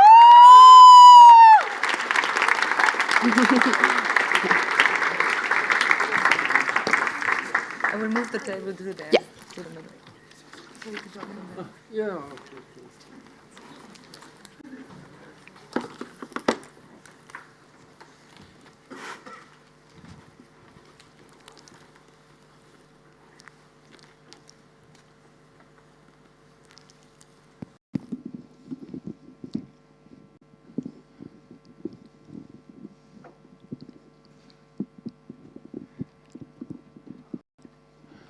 Ladies and gentlemen, dear young leaders, it's a great pleasure and honor for me to speak with you as my first activity in Rotterdam. I have a lot of things to do tomorrow all day long, and I have a dinner appointment this evening with Their Majesties King and Queen and some other global leaders. I just wanted to thank Dr. Patrick Verkooyen, but he just disappeared. So I'm just conveying this message. I hope that he will be able to hear what I'm saying about him. It has been a great pleasure for me to have worked with Dr. Verkooyen immediately after my retirement from the United Nations. Since this is the first thing which I have been offered and accepted to work with Dutch government as well as Verkooyen because climate change was the one issue which I have spent all my time and energy and passion. I'm proud to have prioritized how we can avoid these climate disasters for our succeeding generation and our planet Earth. And I'm very happy and honored that we are working together on adaptation issues. As you may know, there are two policy issues like mitigation or adaptation and when it comes to climate change. But mitigation, I think we have been doing something. They know what to do. But when it comes to adaptation, we have not done much. So I'm going to speak with you for half an hour or so what I expect from you as you are going soon to take charge of all these very difficult issues. Again, it's a great honor for me to be with you today at the GCA Youth Dialogue on Adaptation Action. This is an important day, and I thank all of you and 1,000 more who are participating in this Youth Summit online. I know that we have young people from 51 countries taking part. This is a wonderful achievement. I want to thank all of you for your support in raising your voice as young leaders for COP meetings, and you are challenging the world leaders. For many years now, I have been asking young people around the world to think of themselves as global citizens. Global citizens who use their talent for the good of common humanity. I extend the same challenge to you today. And again, there are several issues of which I am proud I did during 10-year service as a Secretary General. First one is climate change. Second, Sustainable Development Goals with the 17 goals. Then third, women's empowerment. Fourth, youth empowerment. Youth empowerment. I am the first Secretary General in 75 years that to have done something more specific on women and youth issues. Again, that during my time, I have established UN Women. When I assumed my post, I found that it is just unacceptable situation within UN systems. Can you believe that since 1945, when UN was founded, then until 1992, so 47 years, there were only three women who were holding some higher position. Even now, 62% of UN's manpower are women. So there are more women, 62%, 38% men. But most of the senior positions have been taken by men. I thought that was injustice. And then my predecessor, Kofi Annan, did a lot, but not enough. I thought that I should rectify this injustice. Then, with a lot of difficulties, consulting with the member state, I established the UN Women. UN Women.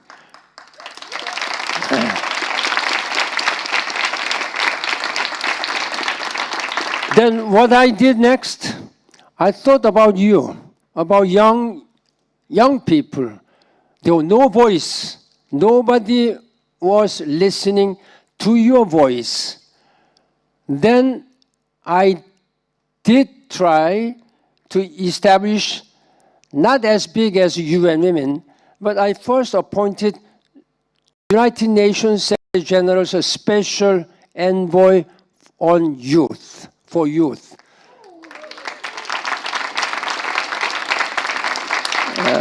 You may remember Ahmed Al-Hendawi. He's a Jordanian young man, 28-year-old man.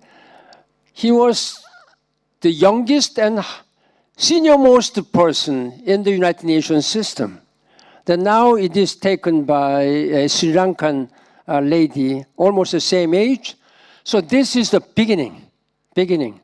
But I think, I thought that I expected my successor would do much more, and I hope that this will be much more. That's why I always try to meet young people, try to empower you, because it is you who will have to carry on this climate, sustainable development, human rights, and other issues. Therefore, please feel proud that you will be the next leaders soon.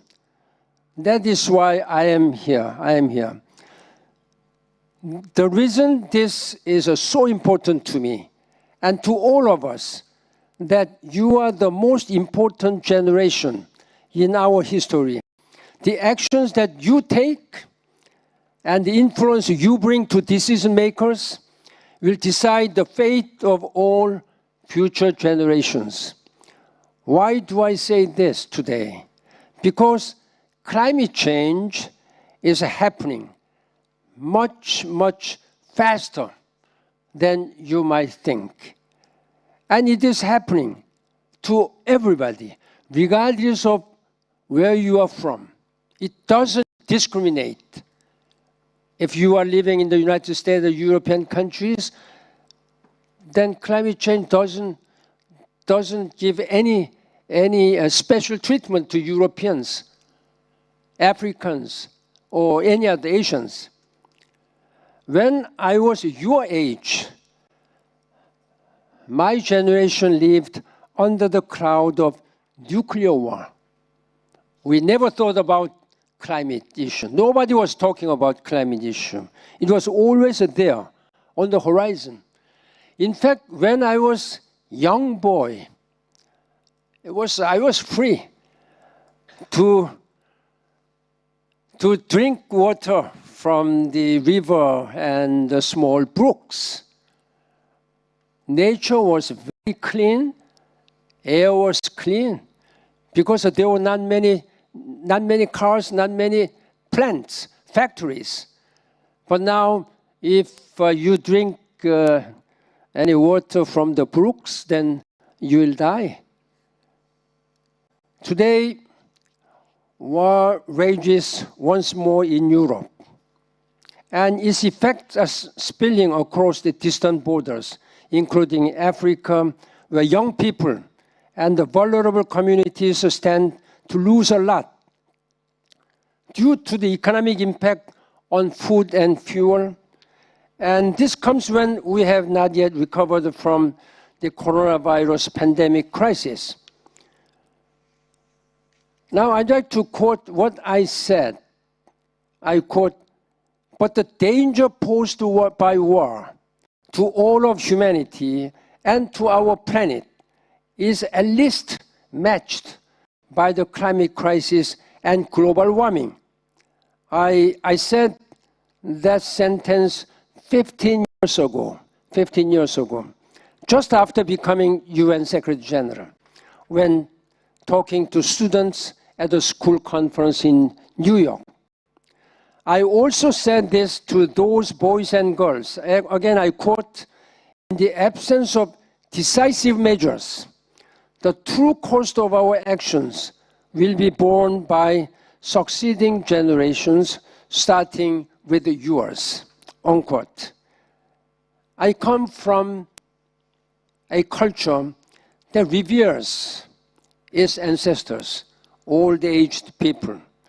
But my perspective has changed with the time and with the experience of growing old myself. I now believe that we should all care more for our future generations. That means you. And we can only do that if we take much better care of our planet, which is our single and only home.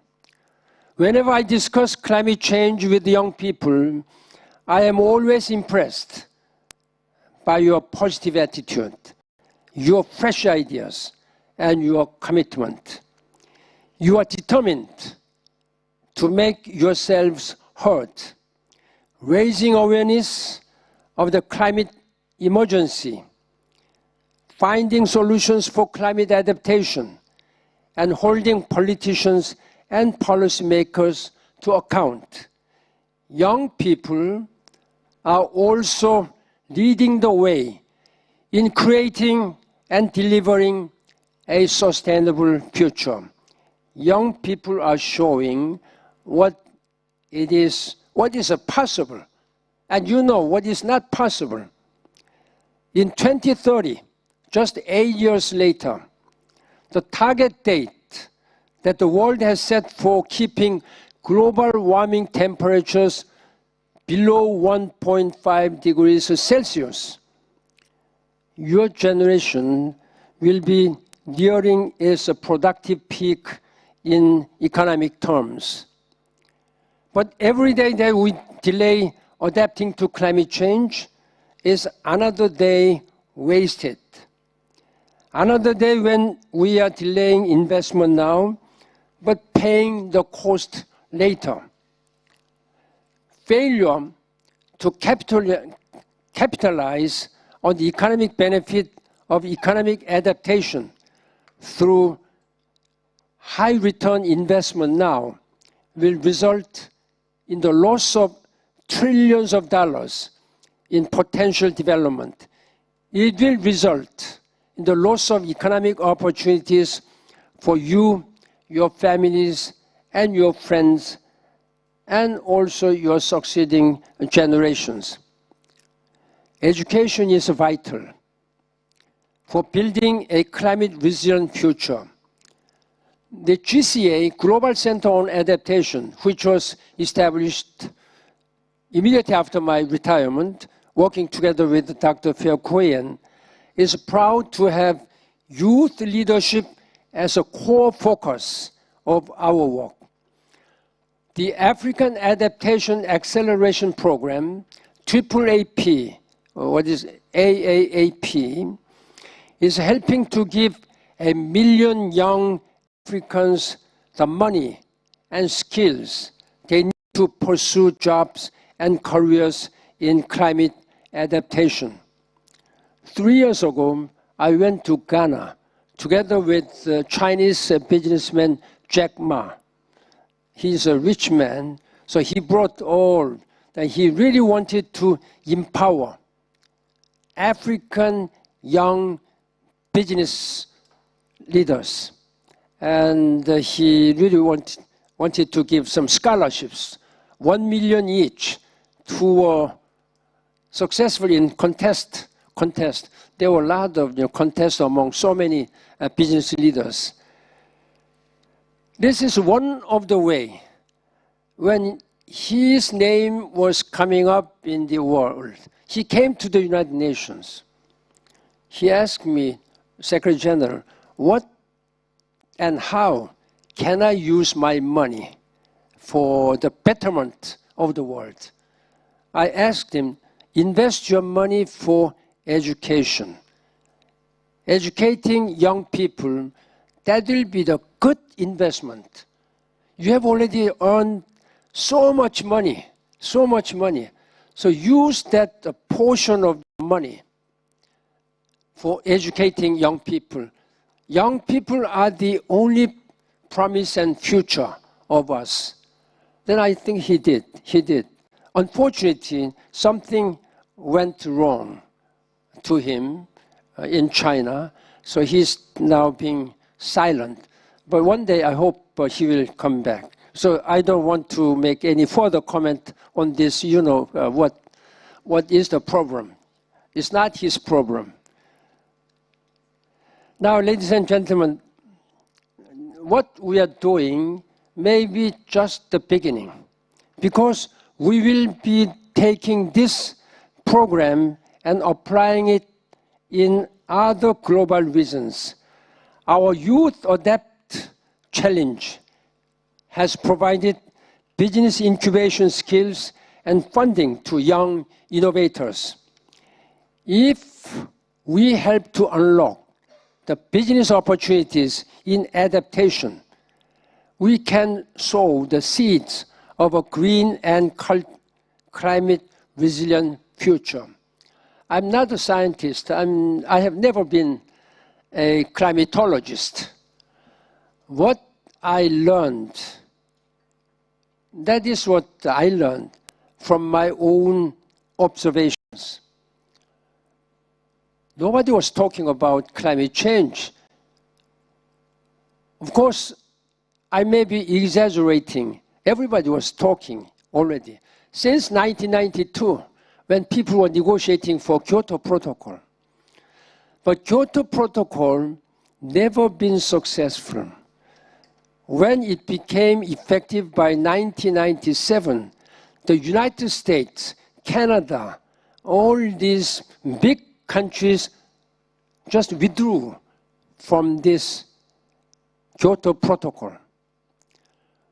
Then the developing countries were not responsible, like China, India, even Korea. They were all listed developing countries, so-called Annex II countries. Only Annex I country were obliged to take action, climate action. Then when United States and Canada, when Kyoto Protocol was done in Japan, Japan was also withdrawing. There was the use of this. It was almost a dead treaty. Then when I became Secretary General in 2007, I thought I should do something. But it was very hard, very hard. First of all, to convince President George Bush, the United States. I had to talk to Chinese people. China would not move. We are just a developing country. When President Obama came, took power, and then at that time, Xi Jinping was, I think, a vice president also.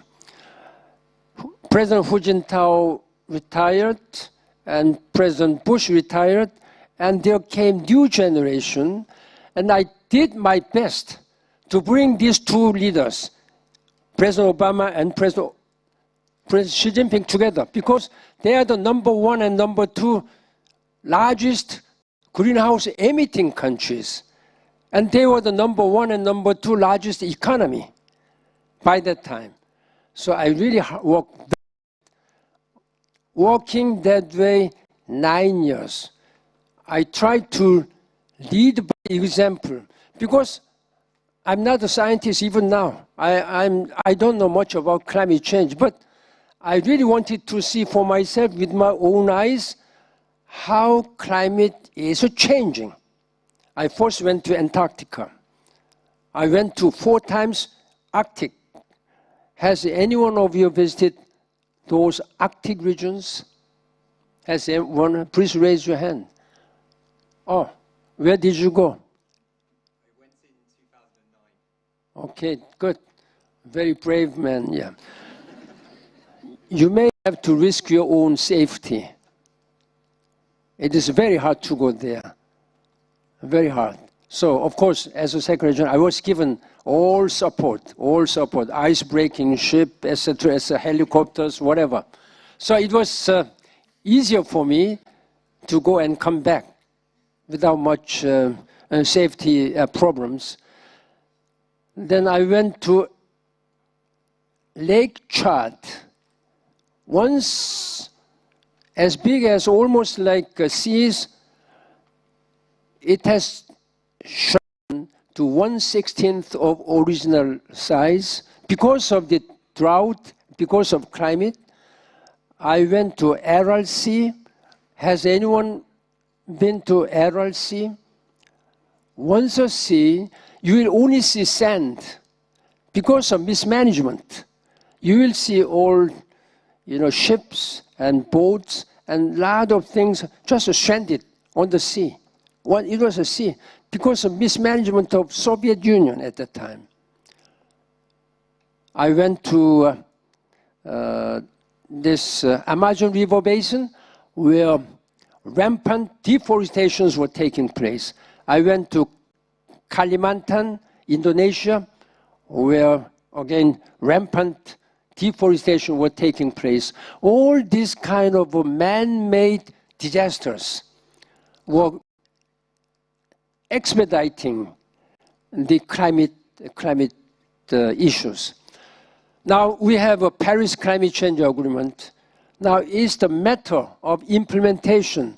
But I'm afraid to tell you that still we are lacking political will of the political leaders. So now it is up to you now. What I am, in concluding my remarks, you are entitled, you have the right to challenge your leaders. You will soon become the leaders of this society. Challenge your president, your prime ministers, ministers, mayors, governors, business leaders. Tell them that please make sure that you do enough to take climate action. Raise your ambition. I'd like to tell you about Greta Thunberg. You know her very well, Swedish young girl. 2019, I was attending General Assembly as a former Secretary General. Then Greta Thunberg was invited to the General Assembly, and she was speaking with my successor, Antonio Guterres, Secretary General. They were sitting, and there were a lot of political leaders attending the General Assembly. Greta Thunberg was pointing to the leaders like, suppose you are the leaders. Then Greta Thunberg was, you have taken away my dreams. I will not forgive you if you do not take climate action. It was inspiring. And I felt from her eyes a little bit fear. She was very strong. I'm suggesting you that you take that kind of action. That's why you are gathered here. Raise your voice, challenge your leaders, tell them that, Mr. President, Mr. Governor, this is the world I am and my succeeding generation will live. Make sure that this planet Earth should be climate friendly and sustainable. That is my message to you today, and I wish you all the best, and let's work together to make this world sustainable, climate friendly, so that our succeeding generation, together with our planet Earth, the only planet Earth, can live sustainably. I thank you very much for your attention. Thank you. All the best. Thank you very much to Secretary General Ban Ki-moon. Secretary General, on behalf of the 50 youth, there are 100 youth that have been selected from more than 8,000 applications. They are change makers, they are transforming the reality, and they are supporting your leadership. Thank you for your time, for your leadership, for making this event possible. You are an inspiration for all of us. And on behalf of these 100 youth, but there are 1,000 watching this live stream, event with people engaged in every country around the world. We want to give you this photo that is the Youth Adapt t-shirt, a symbol for your leadership, and invite you to take a family photo with the youth leadership panel, please. They represent youth from all over the world.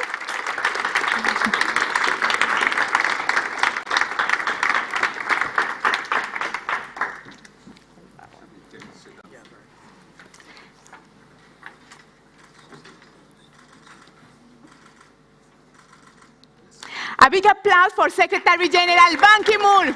Thank you. Thank you, Secretary. Thank you very much.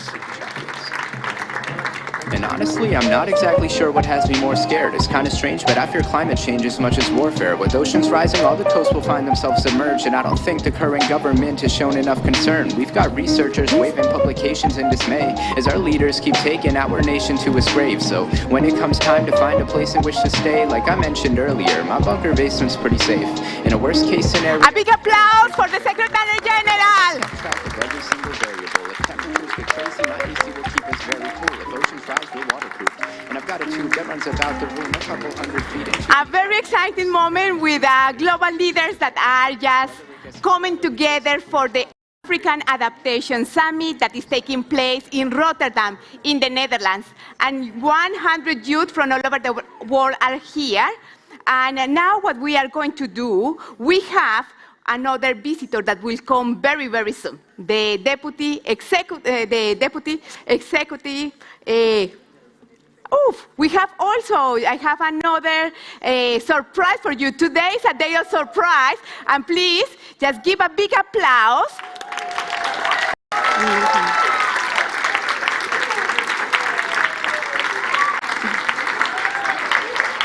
What I want to do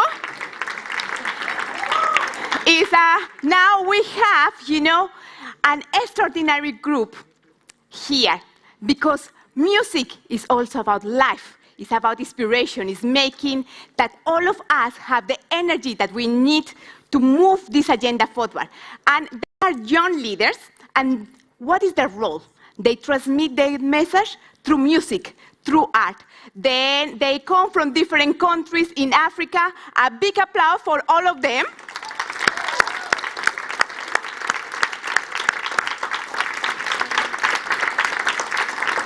Thank you for taking the time to join us. What I would like is that one of you please introduce the wonderful job and the wonderful work that you are doing. And please, let's just play together. Just please sing for us a wonderful song. Please, over to you.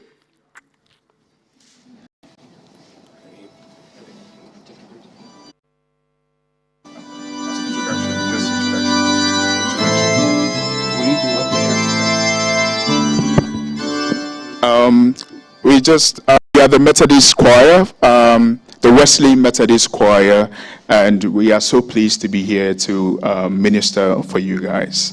I hope you will love the song that we're going to sing. It's African.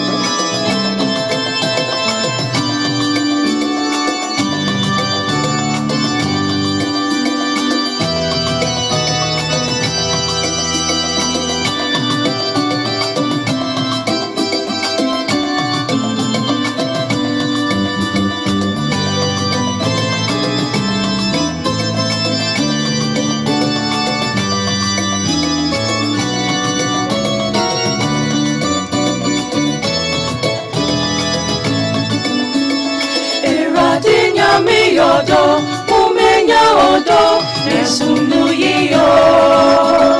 Yami yodo, umenya odo, dada. Erade nyami yodo, umenya odo, nesunu yiyo. Yami yodo, umenya odo, dada.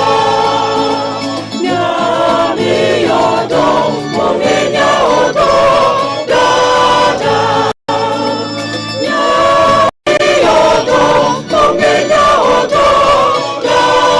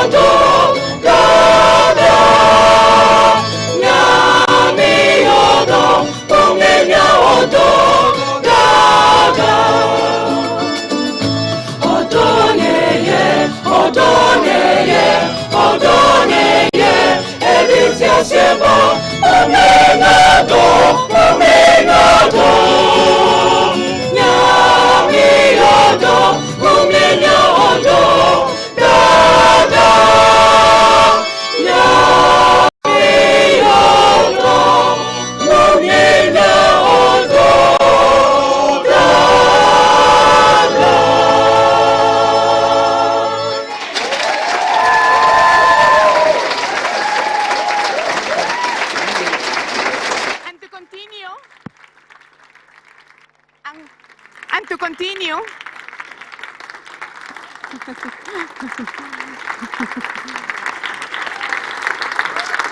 Excellency, welcome. Please. And to continue with this celebration today, we have one of the most inspirational women. She has been working just to dedicate her life for children, youth, women, development, and another kind of cooperation based on solidarity.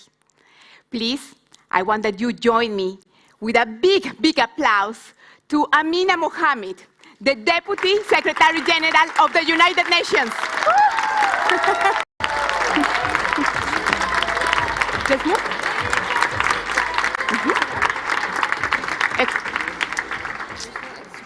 Okay. Then, thank you very much. We know that you are very busy. You have an agenda. Tomorrow is taking place the Africa Adaptation Summit, and it is really, we appreciate the time that you have. Let me share with you who is here and what happened during the last 2 years. Young people from around the world have applied to be part of the Youth Dialogue on Adaptation Action organized by the Global Center on Adaptation, because we believe that we together can accelerate adaptation solutions. These 100 youth have been selected from more than 8,000 applications. I want that, please, all of you stand up, because I would like to introduce you to the Deputy Secretary General of the United Nations. 100 champions, please.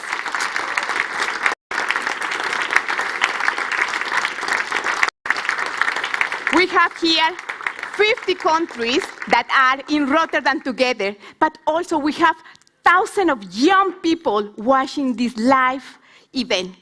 We have interpretation in English, Spanish, French, and Arabic. And also, it is a process.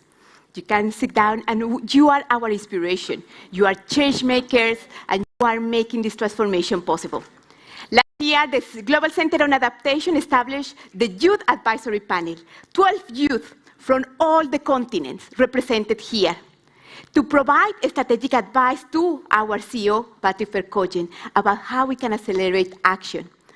And they suggested we want to strengthen the youth adaptation movement.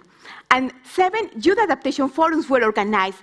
And the illustrations that you can see are the key messages. We started in Africa as part of the World Water Forum, and we continue with Asia And after that, we moved to the Pacific and went as part of the SBIs of the UN Climate Change Conference in Bonn with the European Forum. And as part of the high-level political forum, we went to North America. We continue with MENA region, and we finalized in Costa Rica. Thousands of youth have been engaged in this process, bringing ideas, showcasing solutions, sending a message of hope about energy, about that it is possible. And today is the Youth Dialogue on Adaptation Action. They have worked very hard. And also, it is as simple, because we are here in Rotterdam, but it is a process. And we have many special guests, governments, universities, NGOs, youth networks, the private sector, all together. And it's a message that from here, from Rotterdam, we are going to COP27, the African COP, the implementation COP, and it's an honor to have the envoy on youth, Omnia. Please, a big applause for her.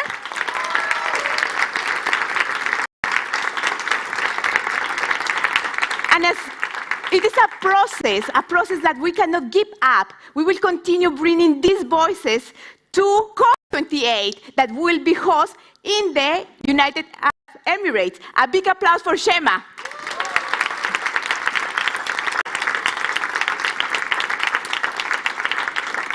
And these are the youth from the Youth Advisory Panel that have made this event possible.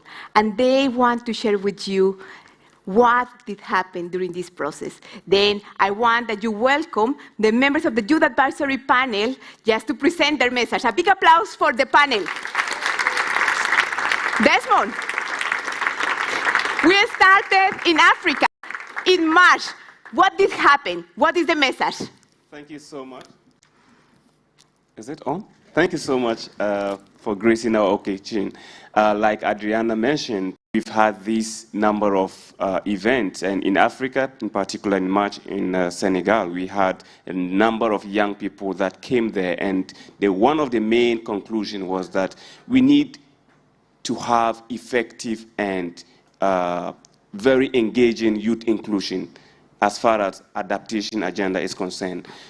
We have realized that young people are usually engaged or consulted some midway, and that is part of the problem. So if we want to really have success, we need to have young people included not only in the design and implementation phase, but we also need to include them at the planning stage so nothing goes wrong. Thank you.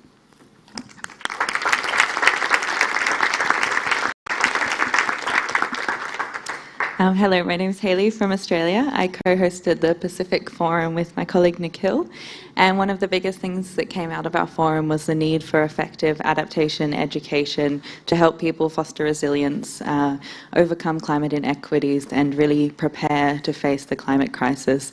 And we therefore have, as youth, have called for climate adaptation education to be included in curriculums across the world through both formal and informal education.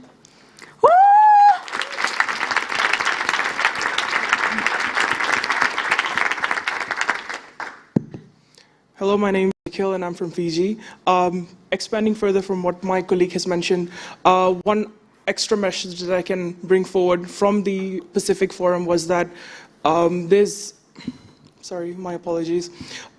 We've seen science and research being another area that is of great implementation, and this is actually pushing forward and saying that yes, the science is correct. The IPCC reports are pushing forward and saying yes, this is happening, and it is crucial that we actually recognize that the impacts of the South Pacific is now at a catastrophic level, and because of this, it's become irreversible. The impacts are completely irreversible. The only thing that we can do is now push forward for adaptation solutions and concrete actions that can actually try and stop the impacts. So that is one of the messages that I have. Thank you.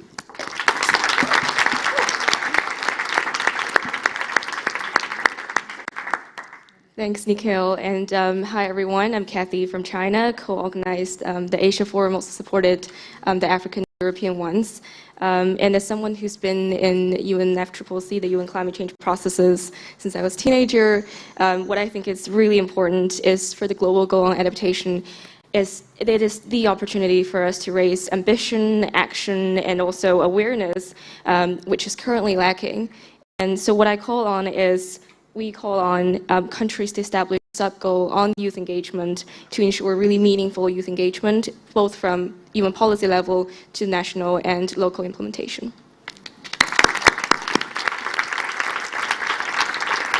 Yeah, hello everyone. I'm Irfanullah from Pakistan, organizer of Asian Youth Summit.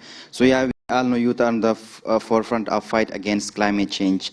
And despite the amazing work youth are doing around the globe, they're also having many challenges. And the top of the list is climate finance. So we recommend, and also not just from Asia, but I think so from all the summit we conducted, that there should be more funding, should flow into the locally lead youth adaptation measures. So I think so young people need more funding to have more impact in the fight against climate change. Thank you.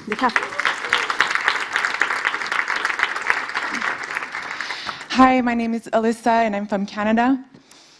As we know, we are currently facing the most important global crisis we have seen in centuries. Our only way forward is to work together across generations, across sectors, and across continents to co-create innovative and bold solutions. And we therefore recommend that the Global Adaptation Agenda focuses on fostering international, intersectoral, and intergenerational partnerships. Thank you.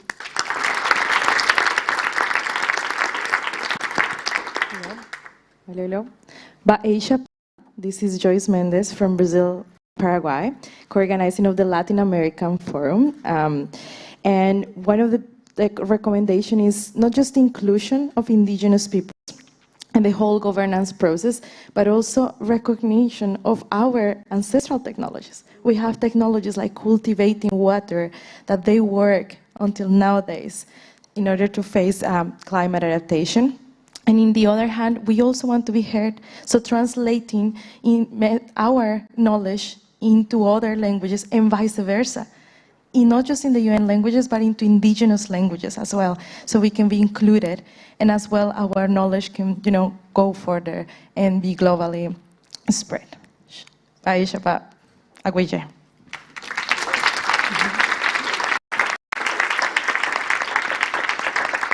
Hello, my name is Benjamin. I come from Poland. And over the last 2 days, we heard about many ambitious adaptation initiatives that promise to create millions of jobs for young people, but we can't take it for granted. We recommend that all project funders and implementers, including those working on the Africa Adaptation Acceleration Program, include young people in those projects to make sure that we, as the new generation, have jobs and professional development opportunities that we need and that we deserve.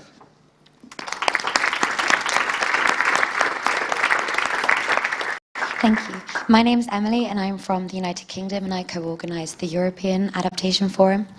And one key recommendation that we found is we really would like to build on the research and practice that shows that empowering women and diversifying leadership leads to more effective and representative climate solutions. And yet women and girls are often not equally represented in decision-making spaces and face struggles when accessing climate adaptation financing and education. So we call for the mainstreaming of gender across all adaptation action and for commitments to increase the representation of women and girls in all decision-making spaces. Thank you.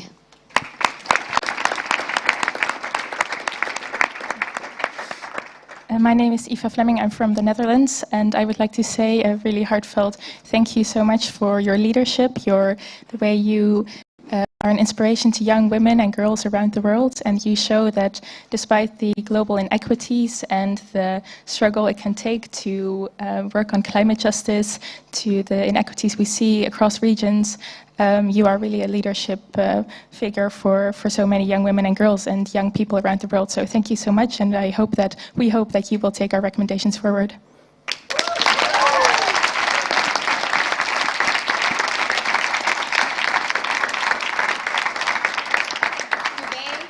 Today here in Rotterdam, we have the Global Youth Adaptation Movement, and it's a day to celebrate action, to celebrate innovation, and to celebrate especially young people. And as it is a process, it's a process that doesn't end. We need to continue working and bringing everyone together.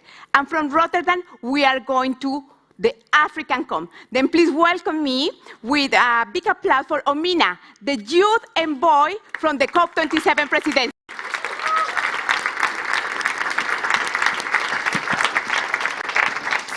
So, hello everyone. I'm Omnia Lamrani. I'm the first ever COP27 President Envoy for Youth.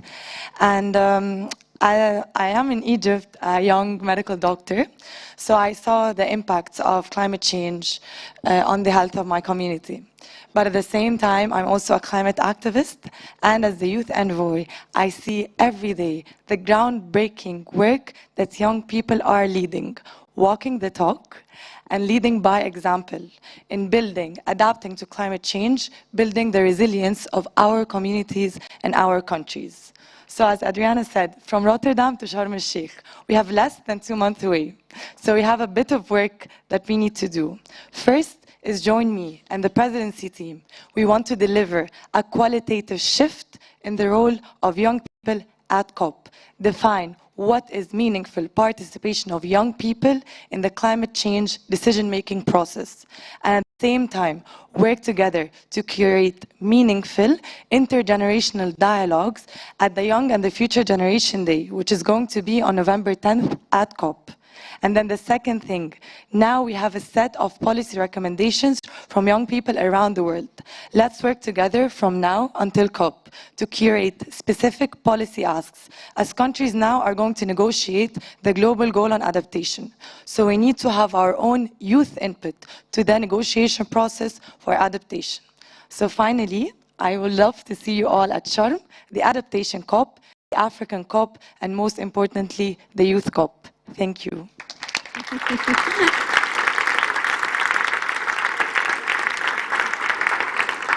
Then from Rotterdam, we are going to COP27 in Egypt, but COP28 will be in Dubai. And then I want to also that you welcome Shema.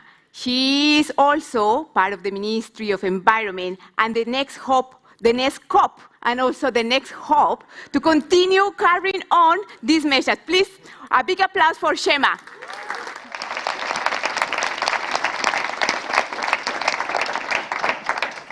Thank you, Adriana, for the introduction and for inviting me here today to speak. I believe I can speak on behalf of everybody here and say the road from Rotterdam to Sharm El-Sheikh to the UAE is only half of the battle. The COP28 presidency stands ready to make sure the momentum doesn't die out by the time it reaches UAE. And the UAE will be ready to work with you all to make sure that we deliver your messages and you are being heard by everybody. Thank you.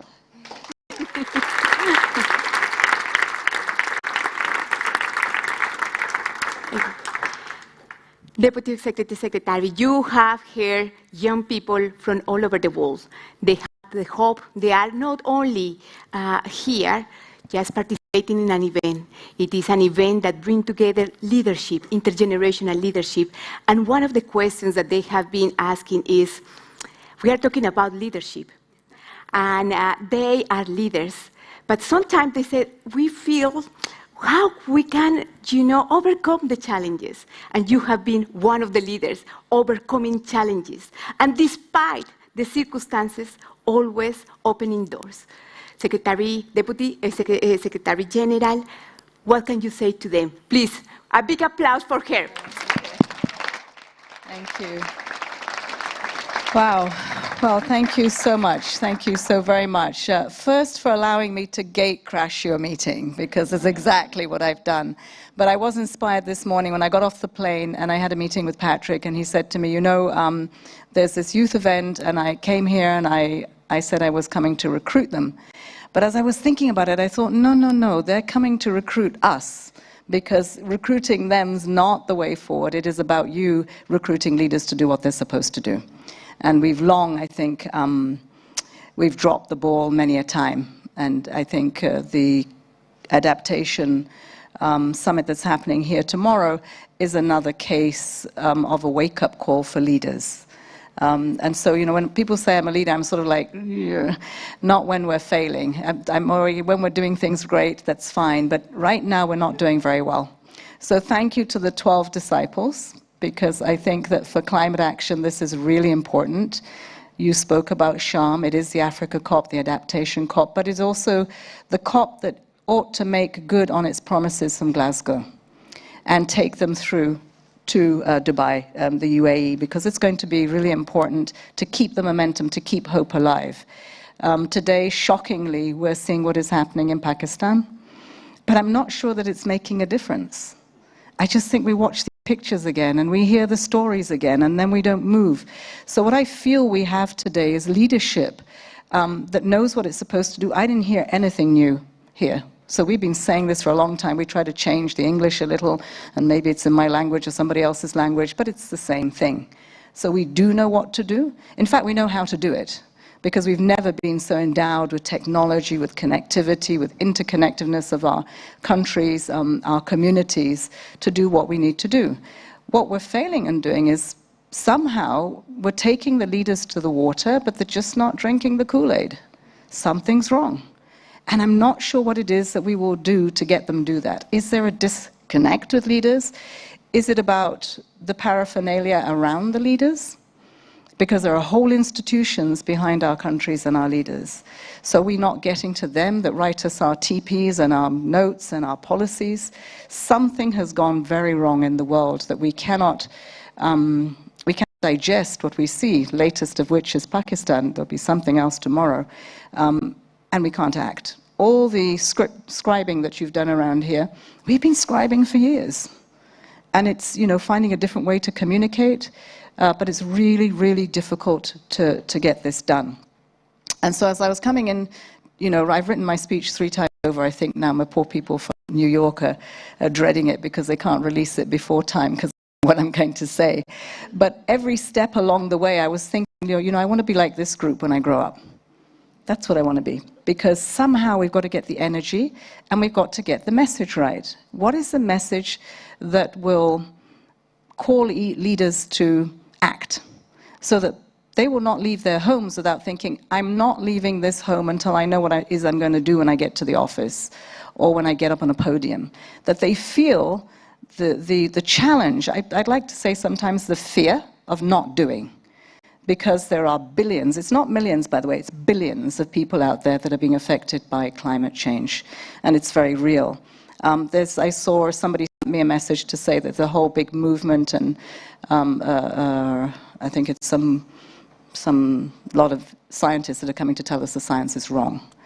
The science is right. They should just stop being stupid. The science is really right. You can't get away from it. And so what we need to do is to work with the science and to see how we can. It's a shame we're talking about adaptation. We should have actually got the mitigation right, and then we don't have to talk about adaptation. But we do, because it's already happening in every one of our continents. And, you know, for the first time, we can say in every one of our continents.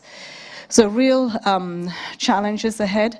There are about 4 bus stops to COP. This is one of the first, but it's a clear indication that tomorrow, Africans are going to talk to Africans. That's not what we came to Rotterdam for. We came to have a partnership discussion. We came to talk to the people who made the commitments in Glasgow, before Glasgow in Paris, and they're not here, they're AWOL. And what do we do about that? So we were not going to moan about it. I had a really good activist friend who said to me, don't agonize, just organize. So we need to organize our thoughts and what comes out of our mouth. Which audience are we addressing? So we can go and bemoan that they're not there, that half of the table is absent. But that's what we should say to the media when we come out the door. Not how bad it is in Pakistan, because it's already in the media. But the fact it's so bad, and there's no one at the table, except those that are carrying the burden of what they have very little to do with in the first place. So it's a message out of Rotterdam, strong one to take into the General Assembly. My homework would be for you to ask that, You know, what are the messages that you want us to take in? I heard the messages here, but what do we really want to take into the round table that the Secretary General has with leaders who are going to turn up? Why? Because they're already in New York for the General Assembly, so we will grab them in the corridor and we'll put them in the room. What is it that we need to say to them that really does bring some kind of shock and awe and wake up and smell the roses? We've got to get things done. What do we take out of that summit into the World Bank meetings, the IMF meetings? We have an amazing Kristalina Georgieva who is fighting on the front lines, trying to bring the bureaucracy along. But I'm not sure I can say the same for the leadership in the bank. And I probably should take off my DSG hat now when I say that. But this is the truth. We want 50% of their funding on adaptation. It's not there yet. We want to see disbursement in our countries across the world, developing countries, on what they're doing with climate. We don't see that yet. It happens in one part of the world and not so much in the other. All are important, but people are dying everywhere. What do we do with what we take from the annual meetings into the G20? And credit to Indonesia, they still have kept the G20 alive. If they hadn't, the issues on finance could not be discussed anywhere else, because that's the only place where you see the wider world and the economies sitting to have a discussion on finance. So happy it's still alive, not sure for how much longer, but what can we take in there, because the meeting last weekend was not so good on climate. And then last but not least, we are going to Sharm. And it is the youth COP. It needs to be a youth COP, but we're still far from it. And so my meeting in Cairo on Tuesday will be about how do we make it a youth COP? How do we not exclude young people? You're going to have a pavilion. I hope it's the largest one. That's what it needs to be. It needs to be the largest pavilion, because that's today walking into the future. It's not the future. You're already here today. What are you going to do about today? So we need to have the largest pavilion there with the messages that you're taking. All I can say from the Secretary General is that I think he's made all the noise he can make. He continues to go a little over the red line with the language. What we need from you is independence, to amplify those messages, and to know that the real resources that you want to influence are the ones in each and every one of your countries, and that you make it so that we can actually leverage more of the investments that need to be made in climate action. That's hard, because many of our governments are not listening. But if you come with the solutions that I've heard you talk about here today, and it's about as you said, co-creation, all the way through from the beginning to the end, with governments, be assured that they're not the enemy. Many cases, they don't have the capacity. That's just the truth. We have not invested in our institutions, so you have a bunch of what may be good ministers, but behind them are institutions that have had lacked investment for years. So they don't have the capacity, and if you're, human beings like the rest of us, we don't always like to say we don't know how, right? Or we don't know what. So some way we have to find, use the UN to convene young people with people in the sectors to say that the pipelines that we're looking to design are not just for government, that you can also carry out programs and projects at scale with a sense of urgency and don't need to wait for government. So how we get that? How do we get the investments for your energy transitions that are rural, for your food transformation projects that you have, that once you start, they'll create a momentum and we can get the scale that we need. So we need to go local and we need to plug the global.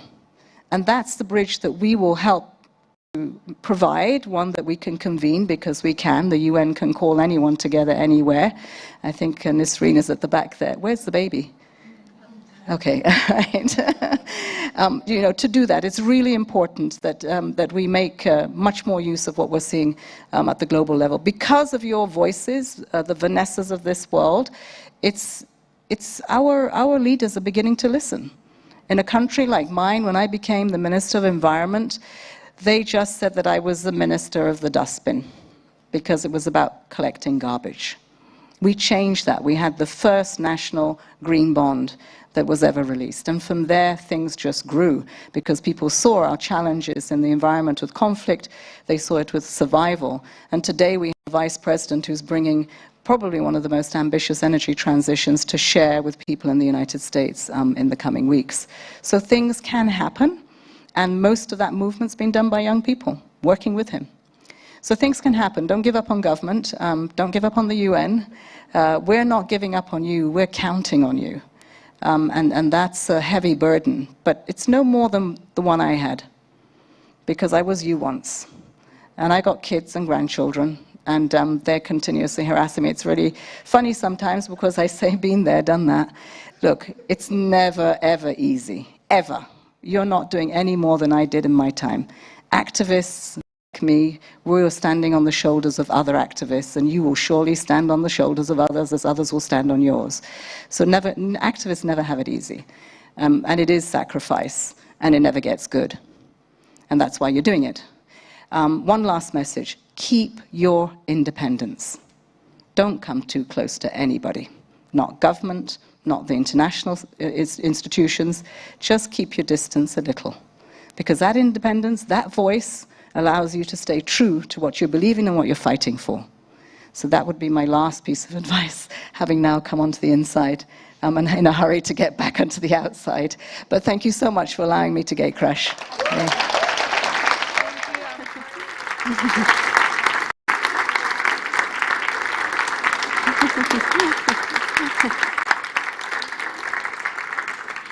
Thank you very much from the bottom of all our hearts to be here with us. You know, it's a very special day for all of us.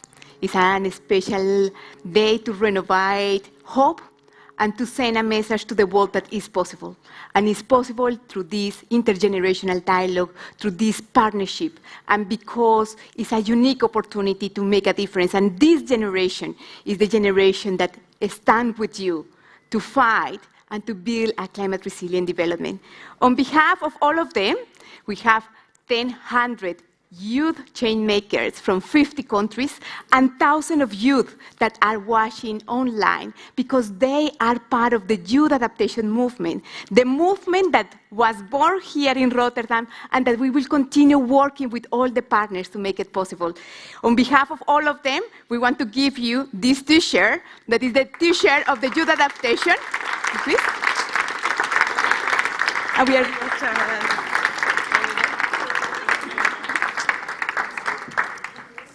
not sure I can go to dinner with the Queen on this side.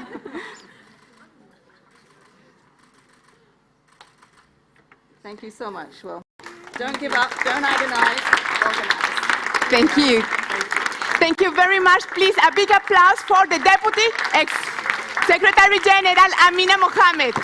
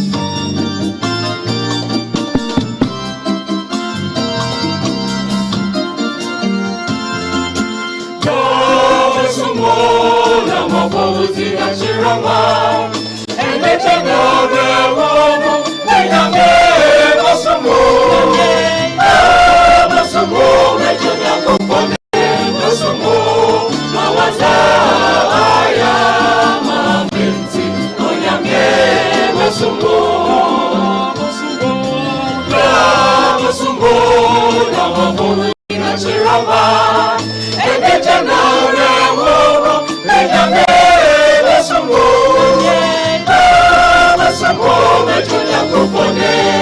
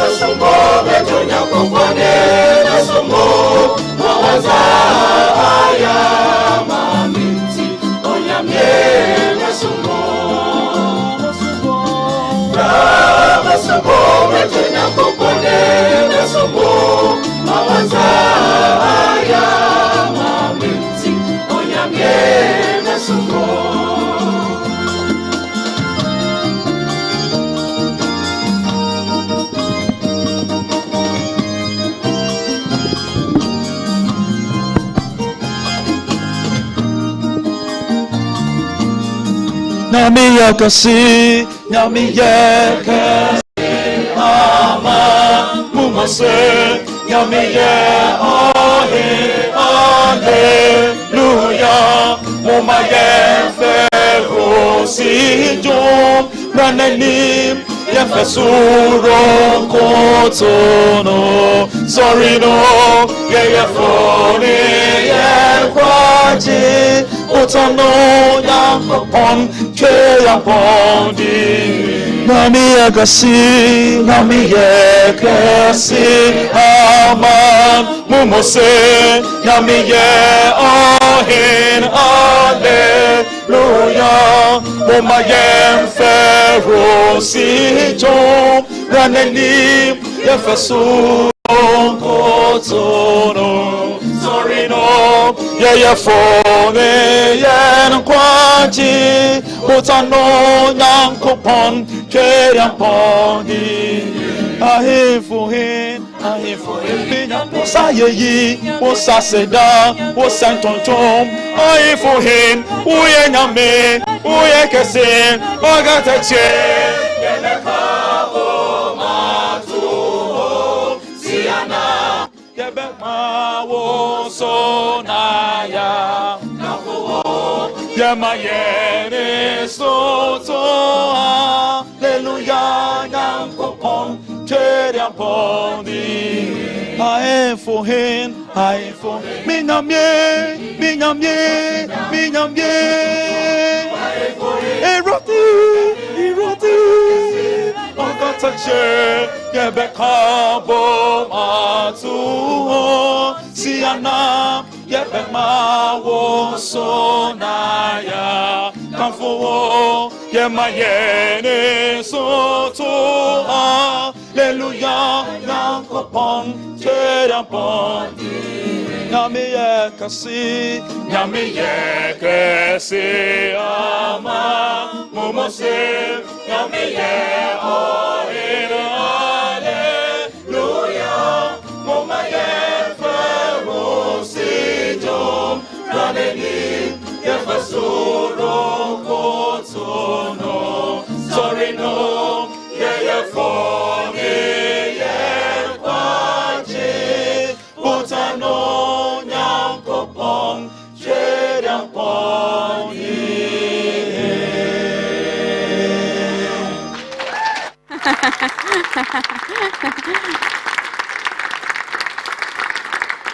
Thank you very much to all of them. A big applause, because music is transmitting many things.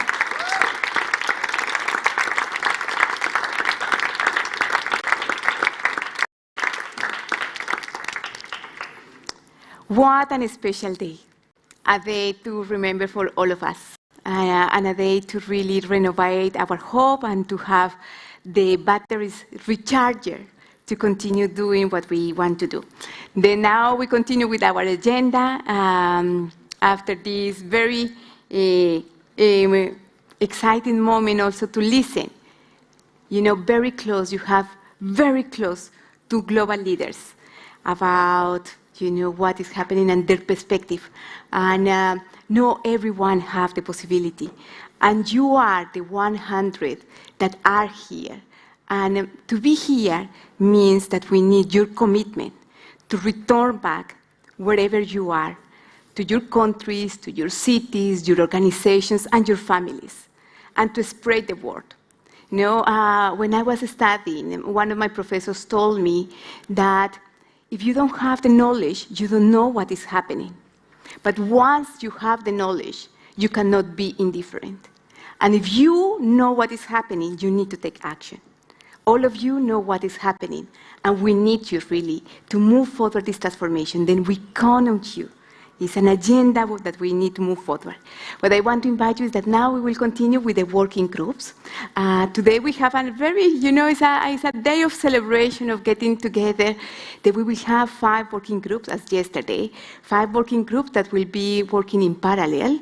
Then I invite you to go. I will just tell you what the working groups will be. After the working groups, we are going back here to the plenary to have a discussion about the working groups and also what is next. And tonight we have a very special dinner for all of you. And a dinner to celebrate these 2 special days and also to exchange. We will have the possibility, it will be a work cafe where you can continue exchanging, making connections, learning from each other. Then we have 5 working groups, 4 working groups. And then, if you don't mind just to help me, we have 1 working group on entrepreneurship and jobs. And we have our guest, you know, Edith, she was with us in the panel. Have a class. And Desmond will be with her in the working group, and we are there in NHOW number 6. We have the working group on participation. We have participation, but then I will be in the working group with participation. Then we will discuss how we can foster the participation of youth. We have a working group on empowering young women, indigenous communities, and vulnerable groups. And we have also our invited guest, that we have Viola from the Ban Ki-moon Center. She's there at the corner. And we have also Joyce, who will join her. And this group, my group participation in NHOW 7, and empowering women is in NHOW number 5. And we have communication and advocacy. And we have Gabriela, who is also working at the Global Center on Adaptation as a communication specialist, and Haley. Then a big applause for both of them. And we have, it will be in love number 1. Then now is 5. What we want is that we will have the same methodology than yesterday. Basically, that we will have a guest speaker who will give a general overview, maximum 15 minutes. And second, just as you know the methodology, we continue with the Talanoa dialogue. Where are we? Where do we want to go? And what is needed? Let's have this for 1 hour. In the meantime, if you want to take something to eat, there are at the corridor, something to eat, just take something, and you go to your working groups. And I look forward to seeing you here back at the plenary, just 5 minutes past 6, to just have the plenary and to know how the discussions will continue. And from there, we move to the special dinner. Thanks a lot for you for making this moment possible. Well done, my good.